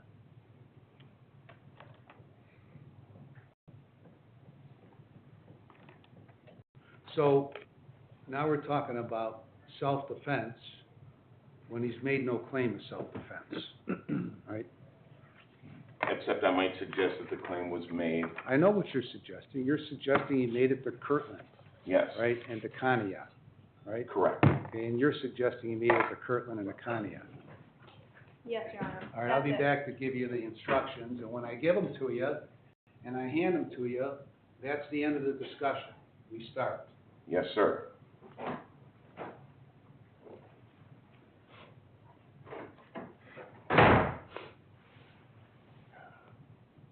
Remember what I said about making, sausage? It is like making sausage. Straight from the live pig. Let's step out.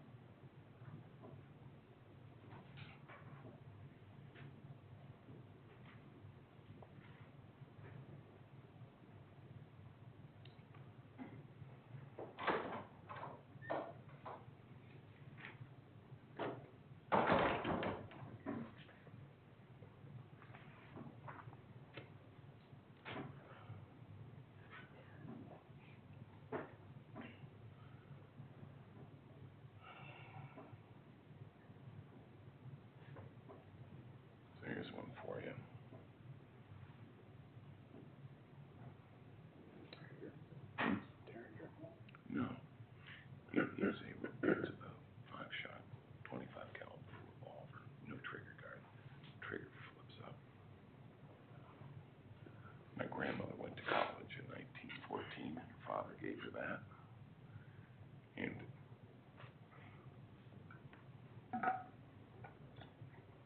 it always resided right here. When she went to the bank, when she went to church. Yes, Okay. that says redacted, Okay. right? That disc? Yeah, I was wondering, cause that has the sticker on it. Yeah, this one. Okay, yeah. That one's just, I thought that maybe that was like unmarked. No, that one doesn't go back. There's no 14, right? No 14. Is there a 15? Oh, they do have the list. No, there's No 15, no 15. Okay. That was Moran's. We should have them on. No 14, no 15. Okay. And it goes to 18, right? Yes. Okay. There's a 16 A through I, Right. 17 and 18. We're in order right now, but there's like, little things and discs in the middle of them. so Okay. it's just- Thanks.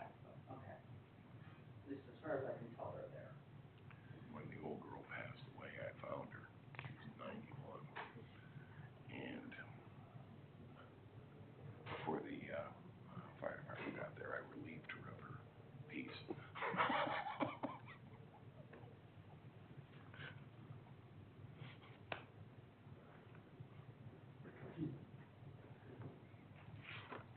If you're within 10 feet, it's pretty good.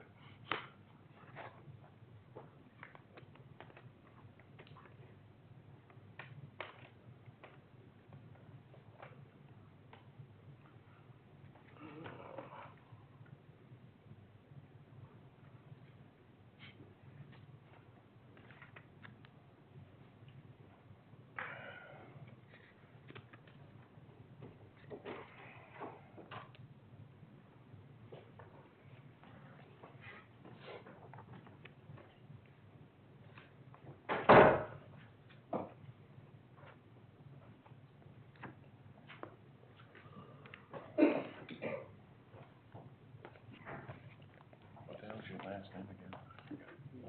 No.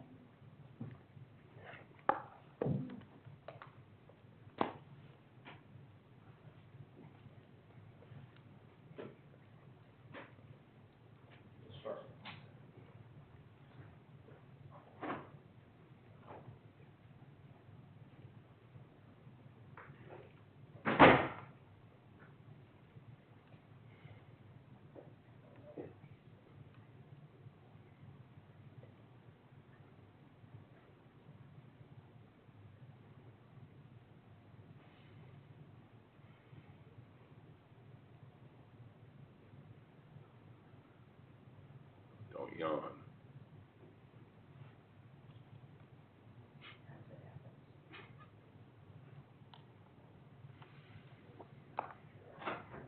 All right, to agree.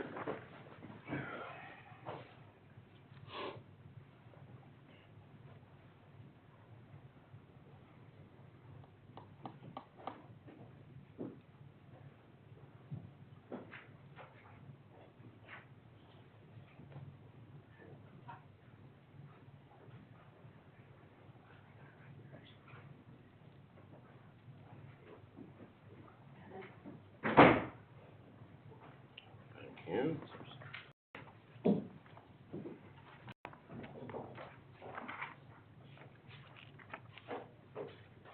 All right. Seated, please. All right, you've got your copy of those instructions if you'd like to follow along. All right, you have heard the evidence. The court and the jury have separate functions. You've decided disputed facts, and the court provides the instructions of law. It is your sworn duty to accept these instructions, apply the law as it is given to you. You are not permitted to change the law, nor to apply your own conception of what you think the law should be. A criminal case begins with the filing of an indictment. The indictment informs the defendant he is charged with an offense. The fact that it was filed may not be considered for any other purpose. The plea of not guilty is a denial of the charge and puts in issue all the essential elements of the offense. The defendant is presumed innocent until his guilt is established beyond a reasonable doubt. The defendant must be acquitted unless the state produces evidence which convinces you beyond a reasonable doubt of every essential element of the offense. Reasonable doubt is present when After you have carefully considered and compared all the evidence, you cannot say you are firmly convinced of the truth of the charge. Reasonable doubt is a doubt based on reason and common sense. Reasonable doubt is not mere possible doubt, because everything relating to human affairs or depending on moral evidence is open to some possible or imaginary doubt. Proof beyond a reasonable doubt is proof of such character that to rely and act upon it in the most important of his or her own affairs.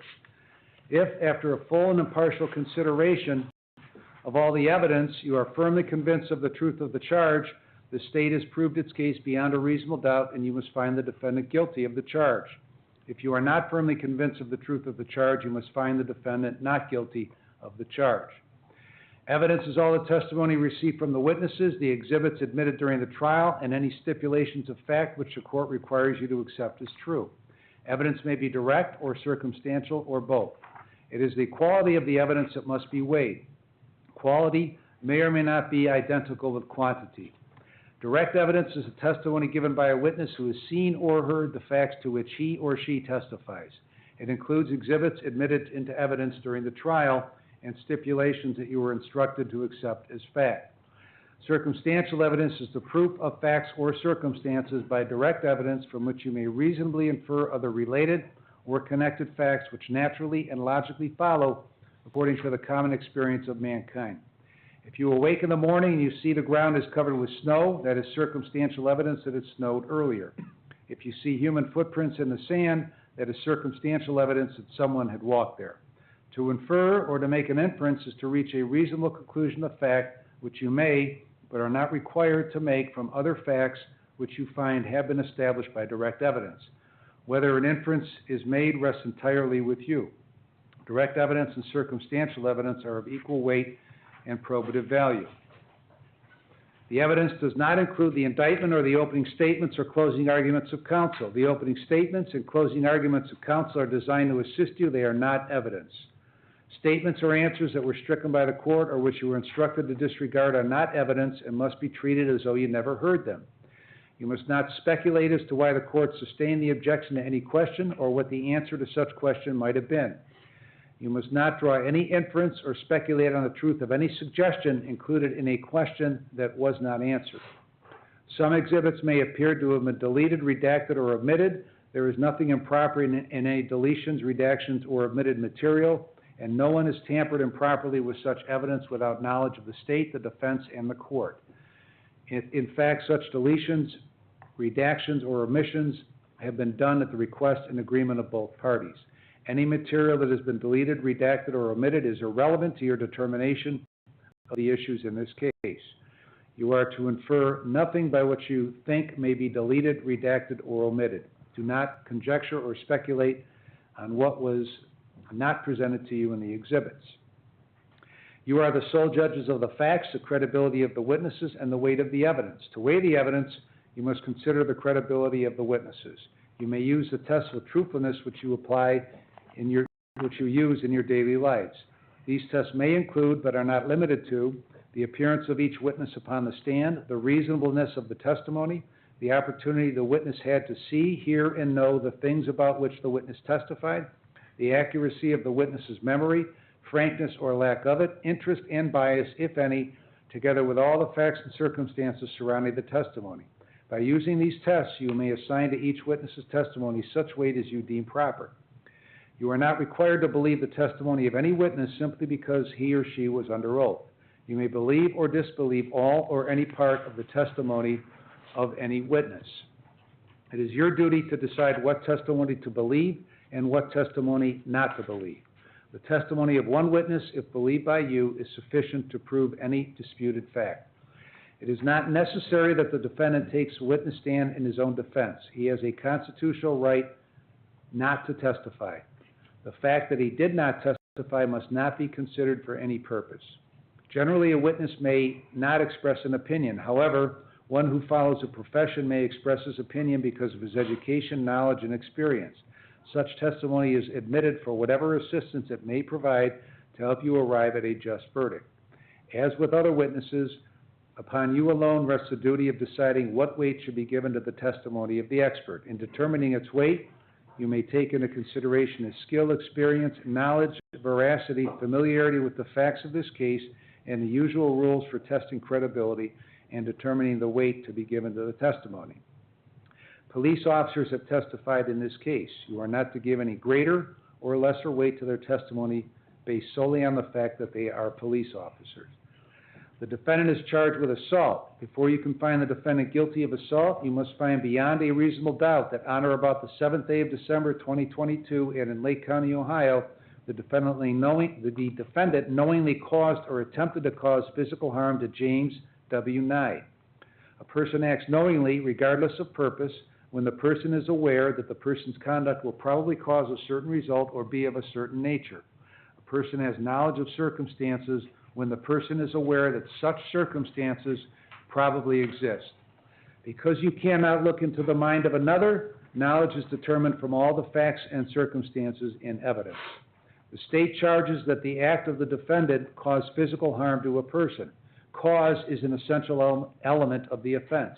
Cause is an act or failure to act that in a natural and continuous sequence directly produces the physical harm to a person and without which it would not have occurred. The defendant's responsibility is not limited to the immediate or most obvious result of the defendant's act. The defendant is also responsible for the natural and foreseeable results that follow in the ordinary course of events from the act. There may be one or more causes of an event. However, if the defendant's act was one cause, then the existence of other causes is not a defense. The defendant is responsible for the natural consequences of the defendant's unlawful act, even though physical harm to a person, which was also caused by the intervening act of another person. An attempt occurs when a person knowingly engages in conduct that, if successful, would result in physical harm. Physical harm to persons means any injury, illness, or other physiological impairment, regardless of its gravity or duration. If your verdict is guilty, you will separately decide whether the state proved beyond a reasonable doubt that the defendant was a caretaker for James W. Nye and that James W. Nye is a person with a functional impairment under the defendant's care. If your verdict is not guilty, you will not decide this issue. Caretaker means a person who assumes the duty to provide for the care and protection of a person with a functional impairment on a voluntary basis by contract through receipt of payment for care and protection as a result of the family's relationship or by order of a court of competent jurisdiction. Person with a functional impairment means any person who has a physical or mental impairment that prevents the person from providing for the person's own care or protection, or whose infirmities caused by aging prevent the person from providing for the person's own care or protection.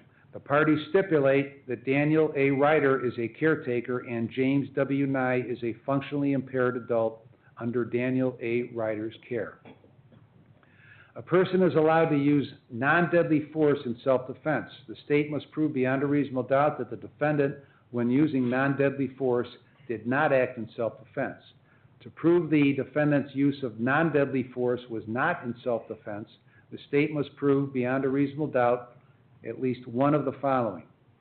A, the defendant was at fault in creating the situation giving rise to the event in which the use of non-deadly force occurred, or B, the defendant did not have reasonable grounds to believe that he was in immediate danger of bodily harm, or C, the defendant did not have an honest belief, even if mistaken, that he was in immediate danger of bodily harm, or D, the defendant used unreasonable force. Non-deadly force means any force that does not carry with it a substantial risk that it will proximately result in the death of a person. The defendant did not act in self-defense if the state proved beyond a reasonable doubt that the defendant was at fault in creating the situation that resulted in the injury. The defendant was at fault if the defendant was the initial aggressor, and A, James W. Nye did not escalate the situation by being the first to use or attempt to use non-deadly force, or B, provoke James Nye into using force, or C, did not withdraw from the situation, or D, withdrew from the situation but did not inform James W. Nye or reasonably indicate by words or acts to James W. Nye of his withdrawal. Proximate cause has the same meaning as cause above. In deciding whether the defendant had reasonable grounds of belief and an honest belief that he was in immediate danger of bodily harm, you must put yourself in the position of the defendant with his characteristics, his knowledge or lack of knowledge, and under the circumstances and conditions that surrounded him at the time. You must consider the conduct of James W. Nye and decide whether his acts and words caused the defendant to reasonably and honestly believe that the defendant was about to receive bodily harm. In determining whether the defendant, in using force in self-defense, reasonably believed that the force was necessary to prevent injury, loss, or risk to life or safety, you may not consider the possibility of retreat by the defendant. Substantial risk means a strong possibility as contrasted with a remote or significant possibility that a certain result may occur or that certain circumstances may exist. Words alone do not justify the use of force. Resort to force is not justified by abusive language, verbal threats, or other words, no matter how provocative. A person is allowed to use force that is reasonably necessary under the circumstances to protect himself from an apparent danger. For you to find the defendant guilty, the state must prove beyond a reasonable doubt that the defendant used more force than reasonably necessary and the force used was greatly disproportionate to the apparent danger. In deciding whether the force used was greatly disproportionate to the apparent danger, you may consider whether the force used shows revenge or a criminal purpose. If you find the state proved beyond a reasonable doubt all the elements of it should read assault, not felonious assault, so you can make that correction, and the state proved beyond a reasonable doubt that the defendant did not act in self-defense, you must find the defendant guilty. If you find the state failed to prove beyond a reasonable doubt any of the elements of assault, or if you find the state failed to prove beyond a reasonable doubt that the defendant did not act in self-defense, you must find the defendant not guilty. It is alleged that the alleged offense took place on or about December 7, 2022. It is not necessary the state prove that an offense was committed on the exact day as charged in the indictment. It is sufficient to prove that the offense took place on a date reasonably near the date claimed. You will have in the jury room the following verdict form which states, "We, the jury, being duly impaneled and sworn, find the defendant." Then there is a blank. You will insert either guilty or not guilty.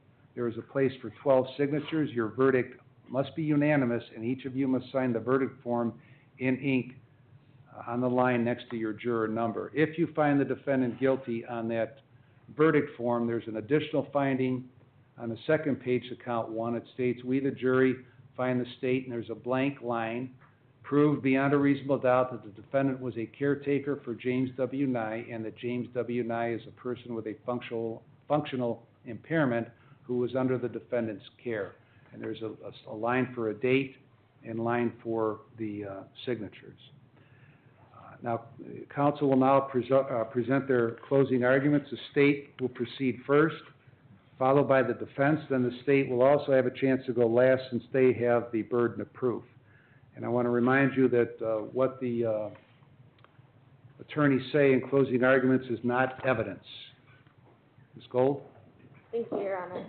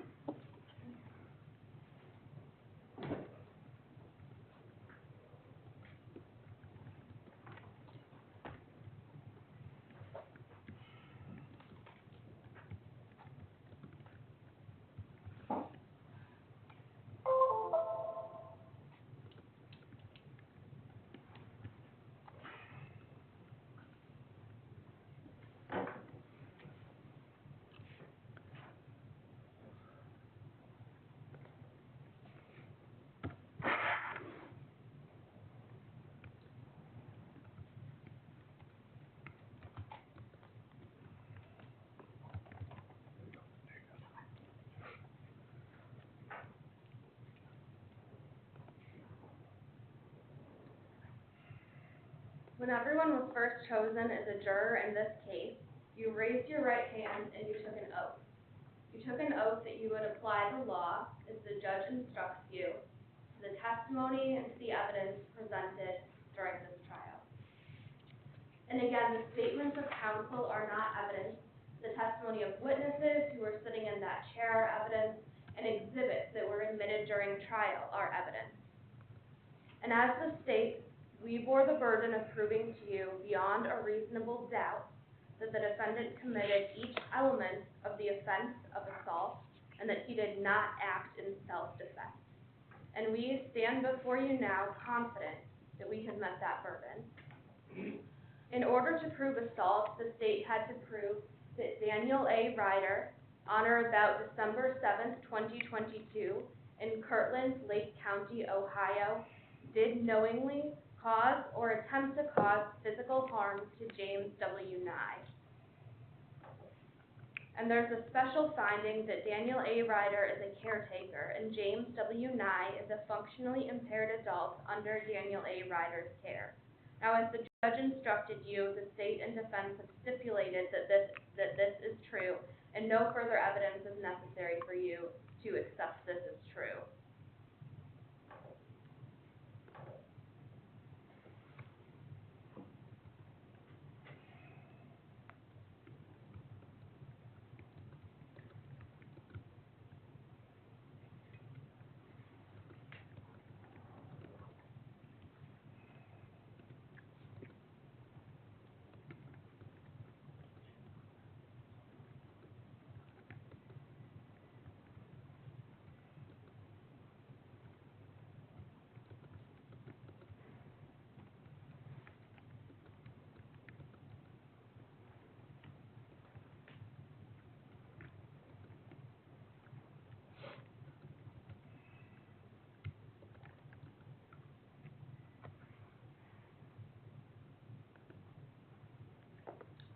You will have this video as well as the rendered videos with you in the jury room when you go back to deliberate, and you can watch them as many times as you want. And we know that this is an assault because the defendant does not verbally redirect Jimmy. The defendant does not use the de-escalation technique of redirection to create space between himself and Jimmy. The defendant yells, "Let's go," and then charges at Jimmy. You heard the defendant say, "Let's go," in this video when it was played previously, and you heard the defendant's tone during the bedtime routine when he was prompting Jimmy to get ready for bed. When he was prompting Jimmy to brush his teeth, he says, "Brush his teeth," he says, "Change your shirt." He doesn't talk to Jimmy in the same tone of voice when he's telling him to get ready for bed as he does when he yells at him, "Let's go," before he charges at him and he attacks him. Now, in order to convict the defendant, you don't have to agree with all of Northeast Ohio Support Solutions policies. You don't have to think that they keep good records or agree with all of their training or think that Joe and Ryan are the best co-owners. Because when it comes down to it, the defendant assaulted Jimmy before Jimmy took any aggression on the defendant. Whether Northeast Ohio Support Solutions kept good records or not does not condone any of the defendant's conduct. And I know that you heard a lot of dates and a lot of days during this trial. So we know that this happened on December 7th, 2022, after the defendant and Jimmy went to Barb and Ed Nye's house for dinner. And Barbara Nye testified that at that dinner, Jimmy did not have any bruising around his eyes. Jimmy did not have any scratch injuries that she noticed. And it's the next day when Carly Palanti, Jimmy's teacher from KidsLink, saw him at school that she noticed Jimmy had bruised eyes and scratches immediately after he got off the bus. He left from work around 8:30, his caretaker said. He arrived at KidsLink about 9, and at that time, Carly noticed right away this individual has 2 black eyes. And that's why she took photographs, and that's why she filled out an incident report. Common sense dictates that when the defendant was getting Jimmy ready for bed in the morning while he was helping him put on his clothes, eat his breakfast, get him off to the bus, he also noticed those black eyes. And and he also noticed those scratches, and he did not take any steps to report those injuries. Demetrius is the caretaker who got Jimmy off of the bus that day and cared for him on Thursday, December 8th. And Demetrius told you that as soon as Jimmy got off the bus and getting ready that evening and during his nighttime routine, he was skittish. He was startling easily, and that was not something normal for Jimmy. That when Demetrius tried to help him shave, he could tell that Jimmy's face was hurt. But Demetrius didn't report it. The next day, Friday, December 9th, after Jimmy came home from school, Damien Toth was Jimmy's aide. And Damien told you that he noticed right away that Jimmy's eyes were bruised. He took pictures of those injuries, and he sent them to Matt Biddle, who was on call for NEOSS at the time. And he also looked in Jimmy's backpack, and that's when he found the note from KidsLink that injuries had been noticed the previous day. Now, after Damien alerts Matt Biddle, also on December 9th, Matt Biddle called the defendant. He called the defendant to alert him that Jimmy has injuries, Jimmy has bruised eyes, and Jimmy has a scratch. Did anything happen on your shift? Do you know how this happened? And the defendant said no. On December 11th, the defendant had another shift with Jimmy, and when he was ending his shift, he released Jimmy into the care of Joe Tierney, who you heard from during this trial. And he asked Joe, "Did you learn anything about how Jimmy got these injuries?" He didn't mention that any kind of altercation had occurred. He knew he was required to report it, but he tried to conceal the truth. He said, "Let me find out what happened." On December 12th, so that would bring us to Monday, Ryan Sharp watched the full video, and he called the defendant. He called the defendant to confront him, and that is the first time that the defendant admitted to anyone that this altercation had occurred. Now, you've heard a lot of acronyms, and a lot about Northeast Ohio Support Solutions, and a lot about the Board of Developmental Disabilities. And what you should take away from the testimony of Ryan Sharp and Matt Hampshire is that if the defendant were to put Jimmy in a hold for the defendant's own protection, he is still required to report that. If Jimmy attacks the defendant is required to report that. Or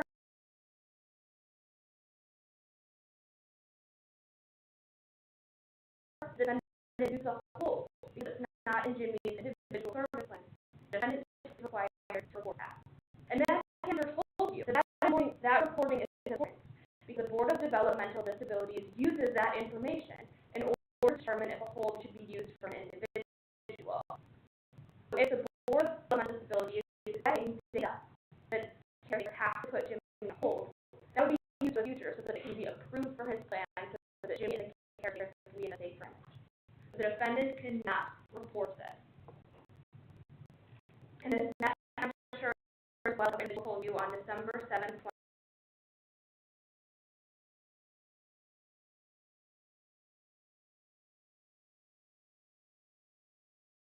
rider who multiple witnesses identified and who you saw in the ring video.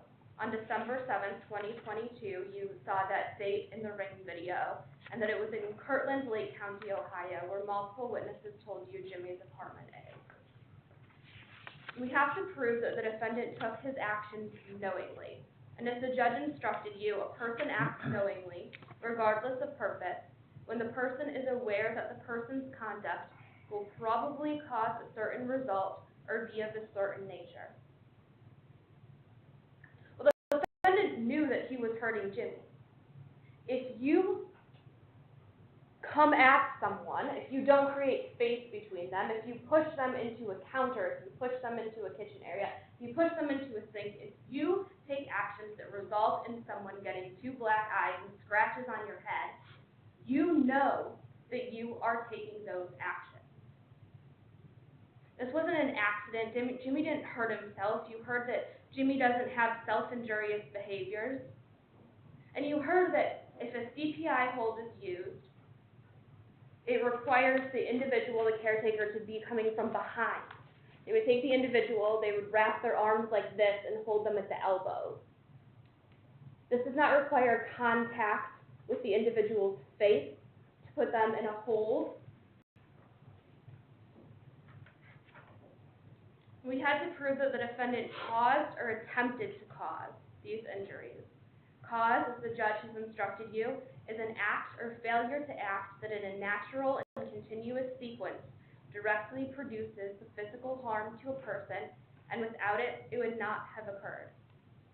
The defendant's actions that he took towards Jimmy are the cause of his injuries. Without the defendant's actions, Jimmy would not have bruises, and Jimmy would not have scratches. If the defendant limits his space between himself and Jimmy, then he knows that someone can get hurt. And we had to prove that physical injury was caused to James W. Nye. And physical harm to persons means any injury, illness, or other physiological impairment, regardless of its gravity or duration. This is physical harm. These are the photographs that Carly Palanti, Jimmy's teacher at KidsLink, testified to that she took after he arrived to school on December 8, 2022. And this is physical harm. These are the pictures that Damien Toth, one of Jimmy's caretakers took when Jimmy arrived home from school. Now, the judge also instructed you on self-defense. It's important to understand that just because you heard testimony that Jimmy was violent in the past is not by itself evidence that Jimmy was violent in this case. Any testimony that Jimmy was violent in the past is not testimony of self-defense. Now, a person is allowed to use non-deadly force in self-defense, and the state must prove beyond a reasonable doubt that the defendant, when using non-deadly force, did not act in self-defense. And to prove that the defendant's use of non-deadly force was not in self-defense, the state must prove beyond a reasonable doubt at least one of the following. And the first one is that the defendant was at fault in creating the situation giving rise to the events in which the use of non-deadly force occurred. Members of the jury, the defendant was at fault here. You saw the video. You saw that the defendant took Jimmy's iPad. You heard from multiple witnesses, including Damien Toth and Carly Palanti, that they were aware that they should not take Jimmy's iPad. Barbara Nye, Jimmy's mom, told you how important his iPad is to him. And Damien told you he would never take Jimmy's iPad because he knows that taking it would result in an aggressive behavior. Carly explained to you that at KidsLink, they call Jimmy's iPad his words. The defendant did not use verbal redirection. He did not take space to de-escalate before doing a hold and being hands-on. And the defendant doesn't have a duty to retreat, but he does have a tool that he was taught to de-escalate a situation to create space between himself and Jimmy. Now, B is that the defendant did not have a reasonable grounds to believe that he was in immediate danger of bodily harm. Now, you heard testimony that Jimmy has two types of swipes. He has a strike, which is more contact, and a swipe, which has been described as not having contact with the other individual. When you watch that video, and you can watch it in the jury room as many times as you want, you can see Jimmy swipe. And after Jimmy swipes, and you can see that when Jimmy swipes, he does not have contact with the defendant. Watch his shadow swipe, and when you watch his shadow swipe, it does not have contact with the defendant. Before the defendant charges at Jimmy and pushes him into the kitchen, Jimmy has had no contact with the defendant. C, that the defendant did not have an honest belief, even if mistaken, that he was in danger of bodily harm. And for the same reasons that we just talked about, he did not have an honest belief that he was in immediate danger of harm. And he did use unreasonable force because Jimmy did not use any force on the defendant before the defendant charged at Jimmy. So the defendant was at fault if the defendant was the initial aggressor, which we know he was from the video because Jimmy did not touch him before the defendant charged at Jimmy, and the defendant under B provoked James W. Nye into using force. You know that. He took his iPad. You heard testimony that makes him upset. While the defendant does not have a duty to retreat, he has de-escalation tools he can use to diffuse the situation, such as verbal redirection and creating space. He closed the gap and the space between the two of them.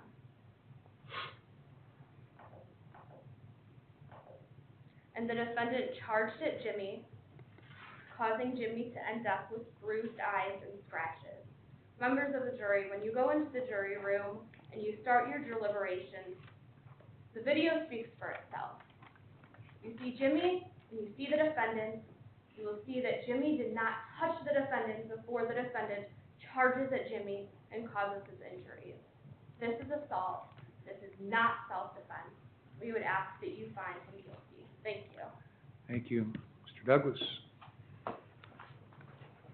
Well, that was very neat and packaged.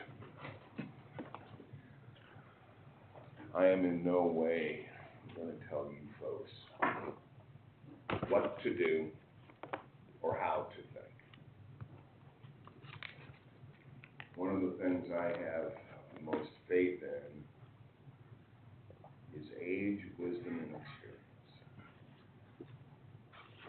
Normally, even if I had individual members of the jury were young, their combined ages, wisdom, and experience make them highly intelligent. As I'm looking at this panel, I see wisdom and I see experience, and I'm going to ask you to apply the same to this case.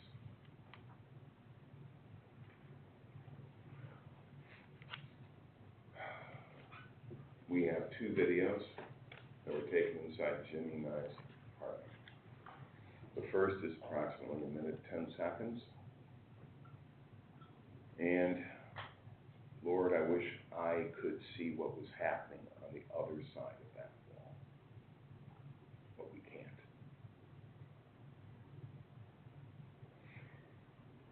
We have an 8-minute video that occurred immediately afterward that shows the interaction between Daniel Ryder and Jimmy Nye after the gut-wrenching sounds you hear in the 1-minute video. They show no injuries. They show normal interactions between what you would expect. God knows I feel, my heart bleeds for Jimmy Nye and his situation. It bleeds even more for his family. I've got a 20-year-old son.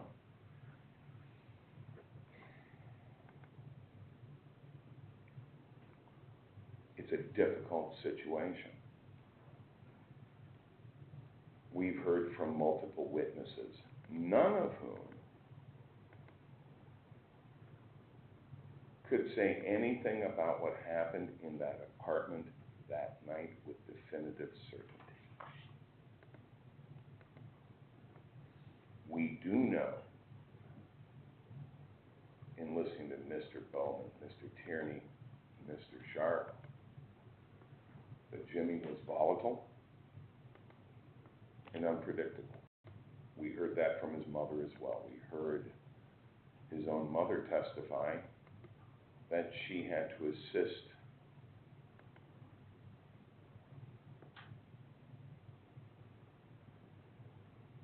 when Mr. Ryder placed Jimmy in a hold on a previous occasion.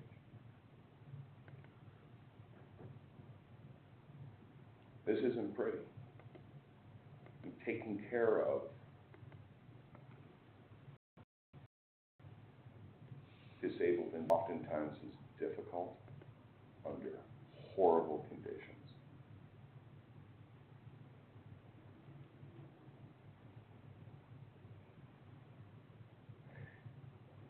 think you need to look at all the evidence. Within days after the incident, we have 2 videotapes where you heard Mr. Ryder explain to law enforcement what occurred that night from his perspective.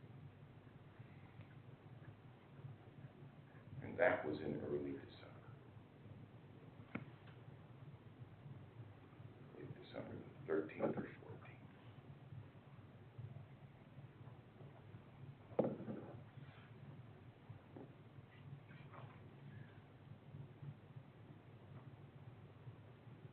You heard from Agent Moran with DCI.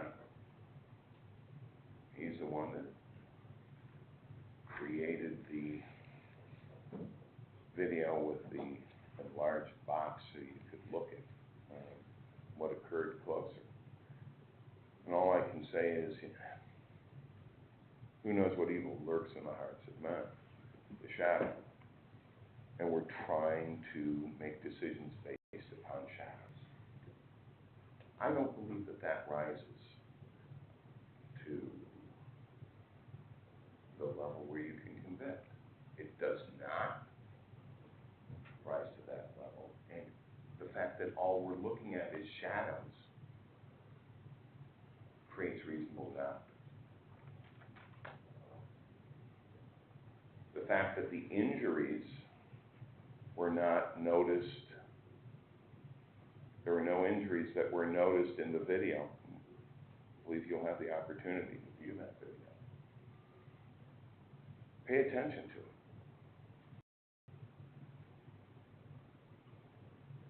Listen to all the testimony. Remember it. Watch the videos, listen to the videos. You heard them. No assault occurred here. Mr. Ryder placed Jimmy in a hold. His statement to the police was that he did so after he was injured by Jimmy Nye. I have faith in your intellect. I have faith in your ability to discern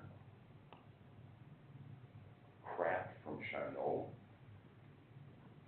I have faith in your ability to apply the instructions that the judge has given you. And I would ask that you do so. And in doing so, I believe that you will find that there is reasonable doubt to believe that an assault occurred, or if you do believe that an assault occurred, get the self-defense.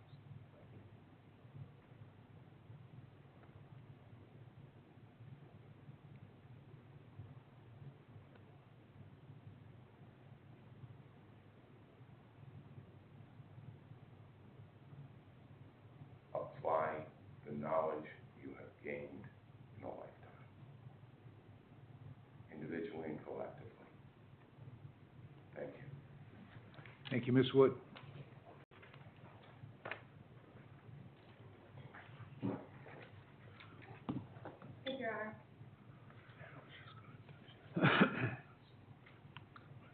Mr. Douglas just told you that nobody definitively told you what happened in that apartment. You have the original video that shows the entire assault.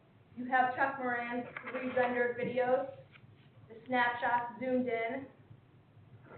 He was definitive in his testimony that the defendant's shadow was on the whiteboard and Mr. Nye's shadow was on the wooden door. He pointed on the wooden door as Jimmy's shadow backed up further into the counter. And you see the defendant's shadow move closer to the wooden door, and then you see Jimmy in the frame and the defendant in the frame, taking him to the ground. What happens after that? We don't see swinging, we don't see kicking. That's not on the video. You hear screaming, you hear noises, and you hear clashing sounds.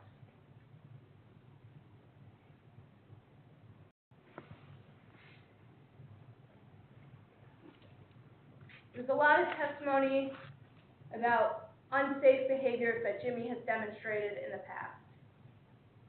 That is the exact reason, like Ms. Nye said, that they asked the Board of Developmental Disabilities for help. They need help in the home.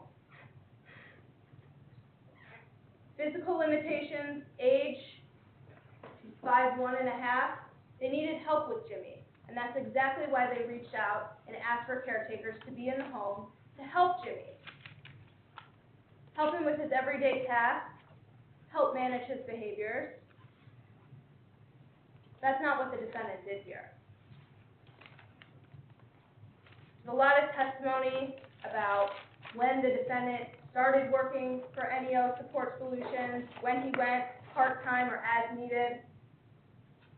None of that matters. That's collateral matters. The state doesn't have a burden to prove when he started, when he stopped, when he went PRN. We know at the time he was a caretaker, and he was caring for Jimmy on December 7th. That's what you have to narrow in on. Jimmy told the officer from Pontiac Police Department that he was attacked. He was the only one with injuries. He didn't think much about it. That is not true. You saw the pictures of Jimmy's injuries. You saw the black eye.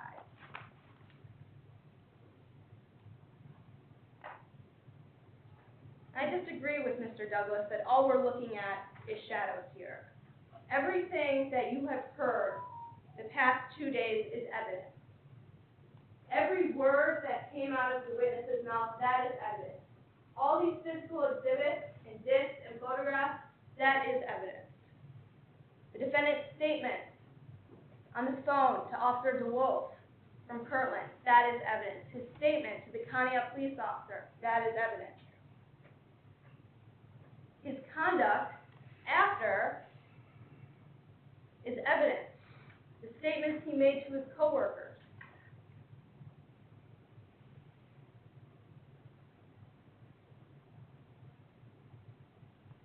Self-defense is an admission and a justification. An assault occurred here. He knowingly caused physical harm to James Nye. He advanced towards him, he closed the gap, he put his hands on him, and they go to the ground. The jury's duty is if they find an assault, whether it was justified by self-defense. And I don't believe it was. The defendant was at fault in this situation. You see Jimmy holding his iPad, pointing at the iPad, and pointing at something on a table. The defendant says the word pajamas. The iPad is in Jimmy's hands. The iPad then goes to the defendant's hands. He removes it from Jimmy's hands and starts to walk away behind the half wall. He took his words away. He was trying to communicate something, and the defendant removed it from his hands. He escalated the situation.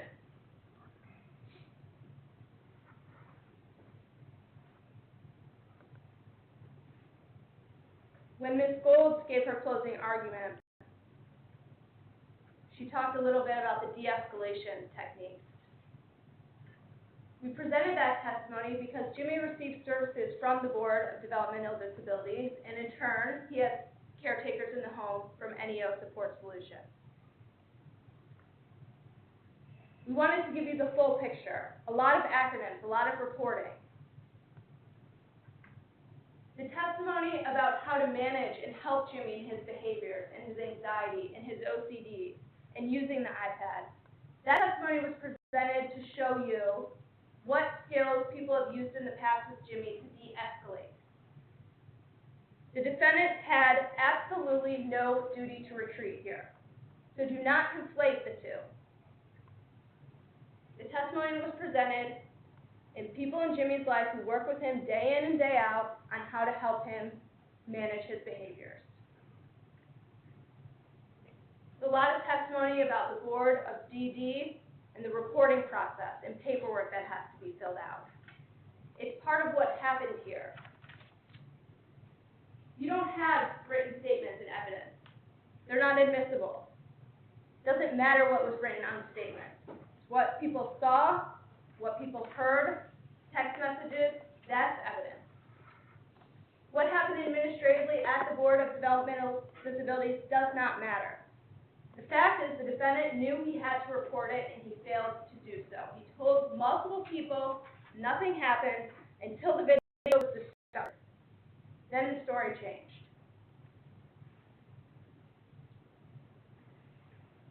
Just because Jimmy has had aggressive behaviors in the past does not mean that he was the initial aggressor in this incident.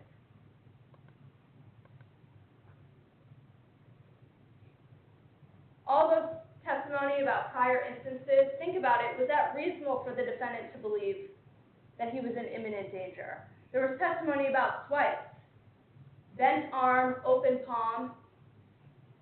In the video, you don't hear any strikes. You hear the defendant yell, "Let's go," and advance towards Jimmy, but you do not hear any slaps or strikes.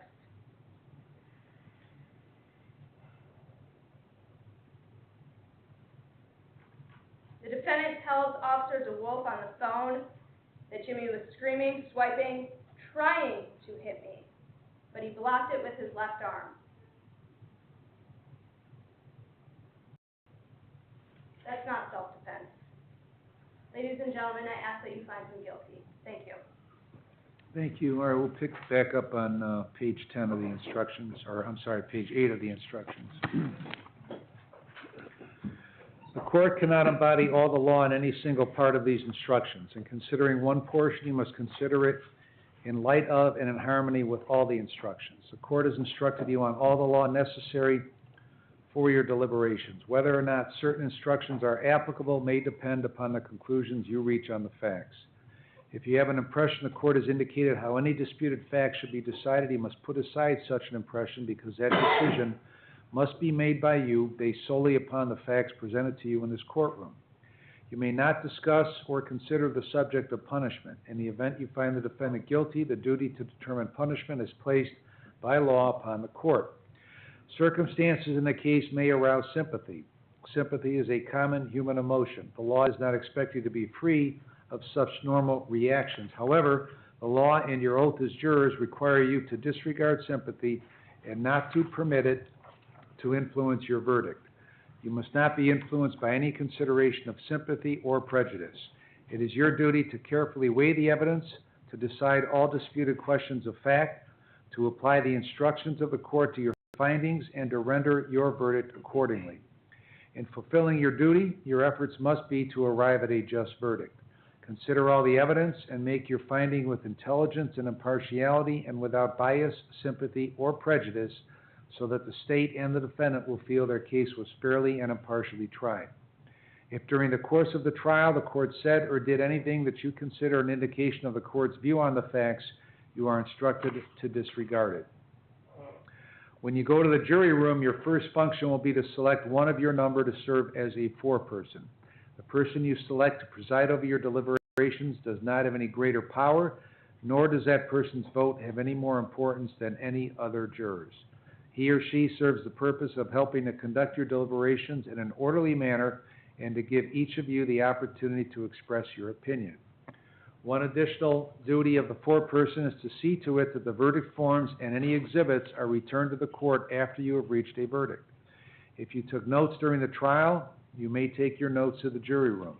The fact that the notes taken by a juror support his or her recollection in no way makes his or her memory more reliable than that of the jurors who do not take notes.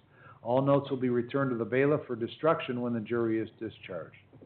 The court will place in your possession the exhibits, a copy of the jury instructions, and the verdict form. The foreperson will retain possession of these records, including the verdict, and return them to the courtroom. The foreperson will see that your discussions are orderly and that each juror has the opportunity to discuss the case and to cast his or her vote. Otherwise, the authority of the foreperson is the same as any other juror. Until your verdict is announced in open court, you are not to disclose to anyone else the status of your deliberations or the nature of your verdict. Your initial conduct upon entering the jury room is a matter of importance. It is not wise to immediately express a determination to insist upon a certain verdict, because if your sense of pride is aroused, you may hesitate to change your position, or even if you later decide that you are wrong. Consult with one another, consider each other's views, and deliberate with the objective of reaching an agreement if you can do so without disturbing your individual judgment. Each of you must decide this case for yourself, but you should do so only after discussion and consideration of the case with your fellow jurors. Do not hesitate to change an opinion if convinced that it is wrong. However, you should not surrender honest convictions in order to be congenial or to reach a verdict solely because of the opinion of other jurors. In order to return a verdict, it is necessary that all jurors agree. Your verdict must be unanimous. Your verdict must be based solely on the evidence and on the law as the court has given it to you in these instructions. Nothing the court has said or done is intended to suggest what your verdict should be. That is entirely for you to decide. If you have a question or request during your deliberations, your foreperson should write that question or request on a paper and notify the bailiff so that the question or request can be delivered to me. The court cautions you, however, with regard to any message or questions you might send, that you should not reveal your numerical diversion or division at the time or the status of your deliberations. It should be reduced to writing so there will be no misunderstanding as to what you request. It should then be delivered to the bailiff, who will submit it to the court. Whenever all 12 jurors agree upon a verdict, you will sign the verdict in ink and advise the bailiff by using the buzzer in the jury room. You will then be returned to the courtroom. As mentioned earlier, you have heard all the evidence. It is common practice when jurors commence deliberations to request this. There are no transcripts. Juror number 1, you were selected to serve in the event of any misfortune to any member of the panel. At this point, you will not accompany the jury to the jury room or participate in deliberations unless directed by the court. Please remain in the courthouse until the court directs you. It will not be necessary for you to serve any further. You are not to discuss this case or tell anyone how you would have voted until after the jury has returned a verdict. After you are discharged, discuss your verdict and your deliberations with others, but you are not required to do so. You must decide for yourself whether or not that you will discuss such matters. It is a lawyer's duty to protect your desire not to talk about the case if that is your decision. It is improper and unethical for a lawyer or anyone else to harass, entice, or exert improper influence on you for the purpose of getting you to talk about the case.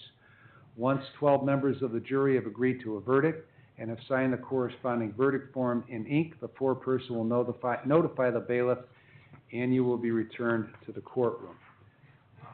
When you get back there, before you start your deliberations, you'll be given a modified page 7, because as I made the correction during the conclusion, the charge is assault, not felonious assault.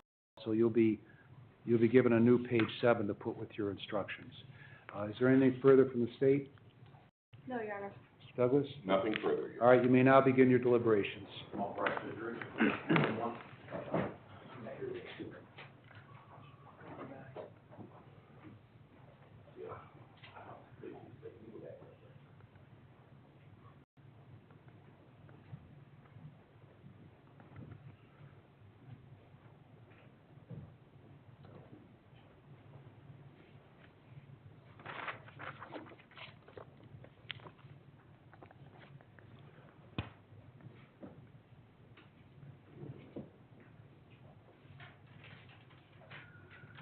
Anything else for the record? No. Nothing.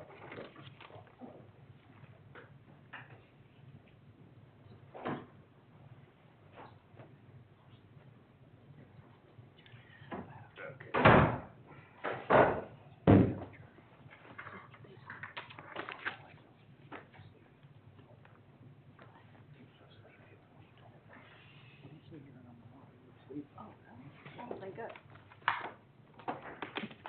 If you realize.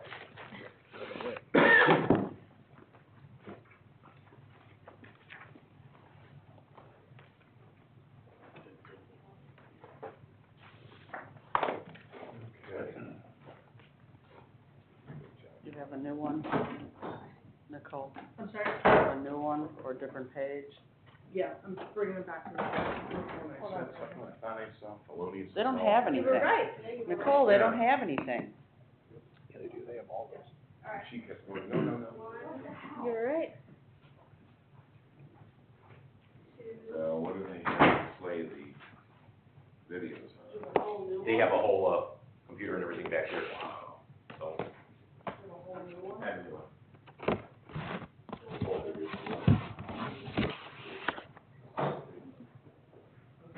I'm just giving them a new page. You can, That's the new page. I'll give you a whole Okay, new 'cause one. this goes back. This is the official one. Everything goes back with them. I don't keep one for myself. It's supposed to come back to me. I've always given them one. Oh, that's the judges. Yeah, this is the one he gives me. Okay, well, that's that's the not, record. that's not going to them. No, that's what he said, you'll get a new one. Right. They're getting 13 copies. They all Okay. have a copy already. Yeah, they do. Yeah. They don't have a clean one, but they have whatever, Right. whatever he read off of. I'm just saying, that's the one, that's the official one. That one goes back. I've always given it back. I don't mind changing that one to get it back.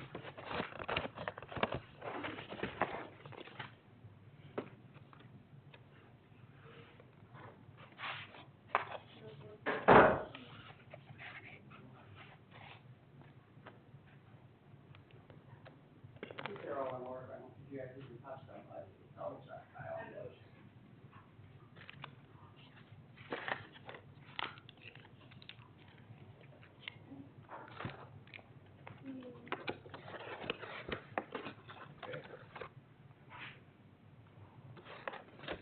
All I need is like to correct that whole.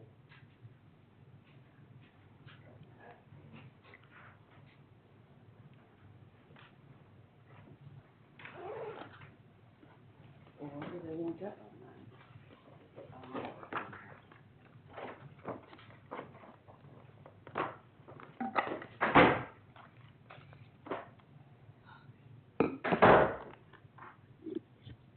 So the judge made the decision on who the alternate was? He was the last one. The last box. So when we did the voir dire, and then we did our strike, so we did 4 for everyone, and then we went to the alternate, and then we each had 1 strike for the alternate. Right, He was so at the end of the the guy in the top corner? Yeah, yeah. Okay. Juror number 1 got kicked off, so then he was made juror number 1. Yeah, so when he got brought up from the back, he was in that empty seat. Okay. Yeah. Cause like, the whole day today, he's been napping. I'm glad he's alternate then. I didn't notice that. But I the podium's mentioned it here, to so I Haley couldn't see earlier. him. That's why in some cases, longer trials, sometimes the court will have 2 alternates. In like murder trials, I've had 3 alternates before. Especially because if something happens, but also if you notice someone sleeping or texting, something like that, that's very obvious. I thought it was just like the back corner guy. Oh, yeah, no. Cause I was like, I think he'd be good. And I'm like, this guy. Yeah.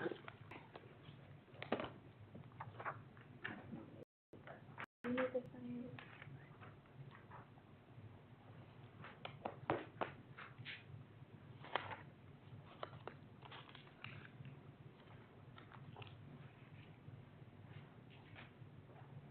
Don't worry about your video. They have it. Oh, no, I hope they watch it. It's not your fault.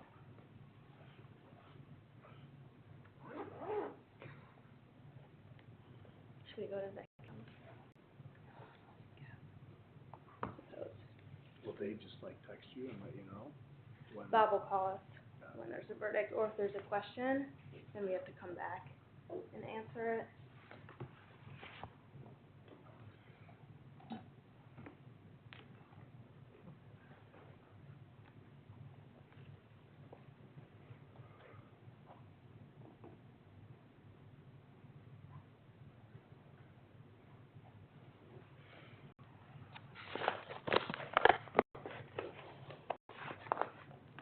Oh, please, hand me those Post-it notes.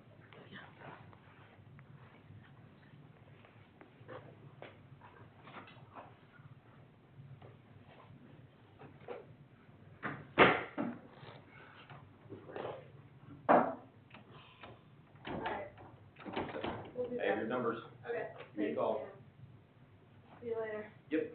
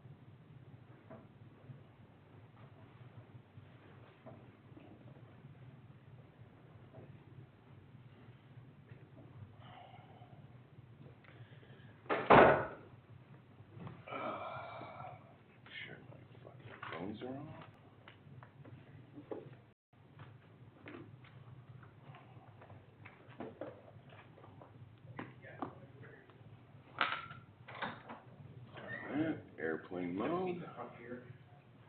That one, airplane mode.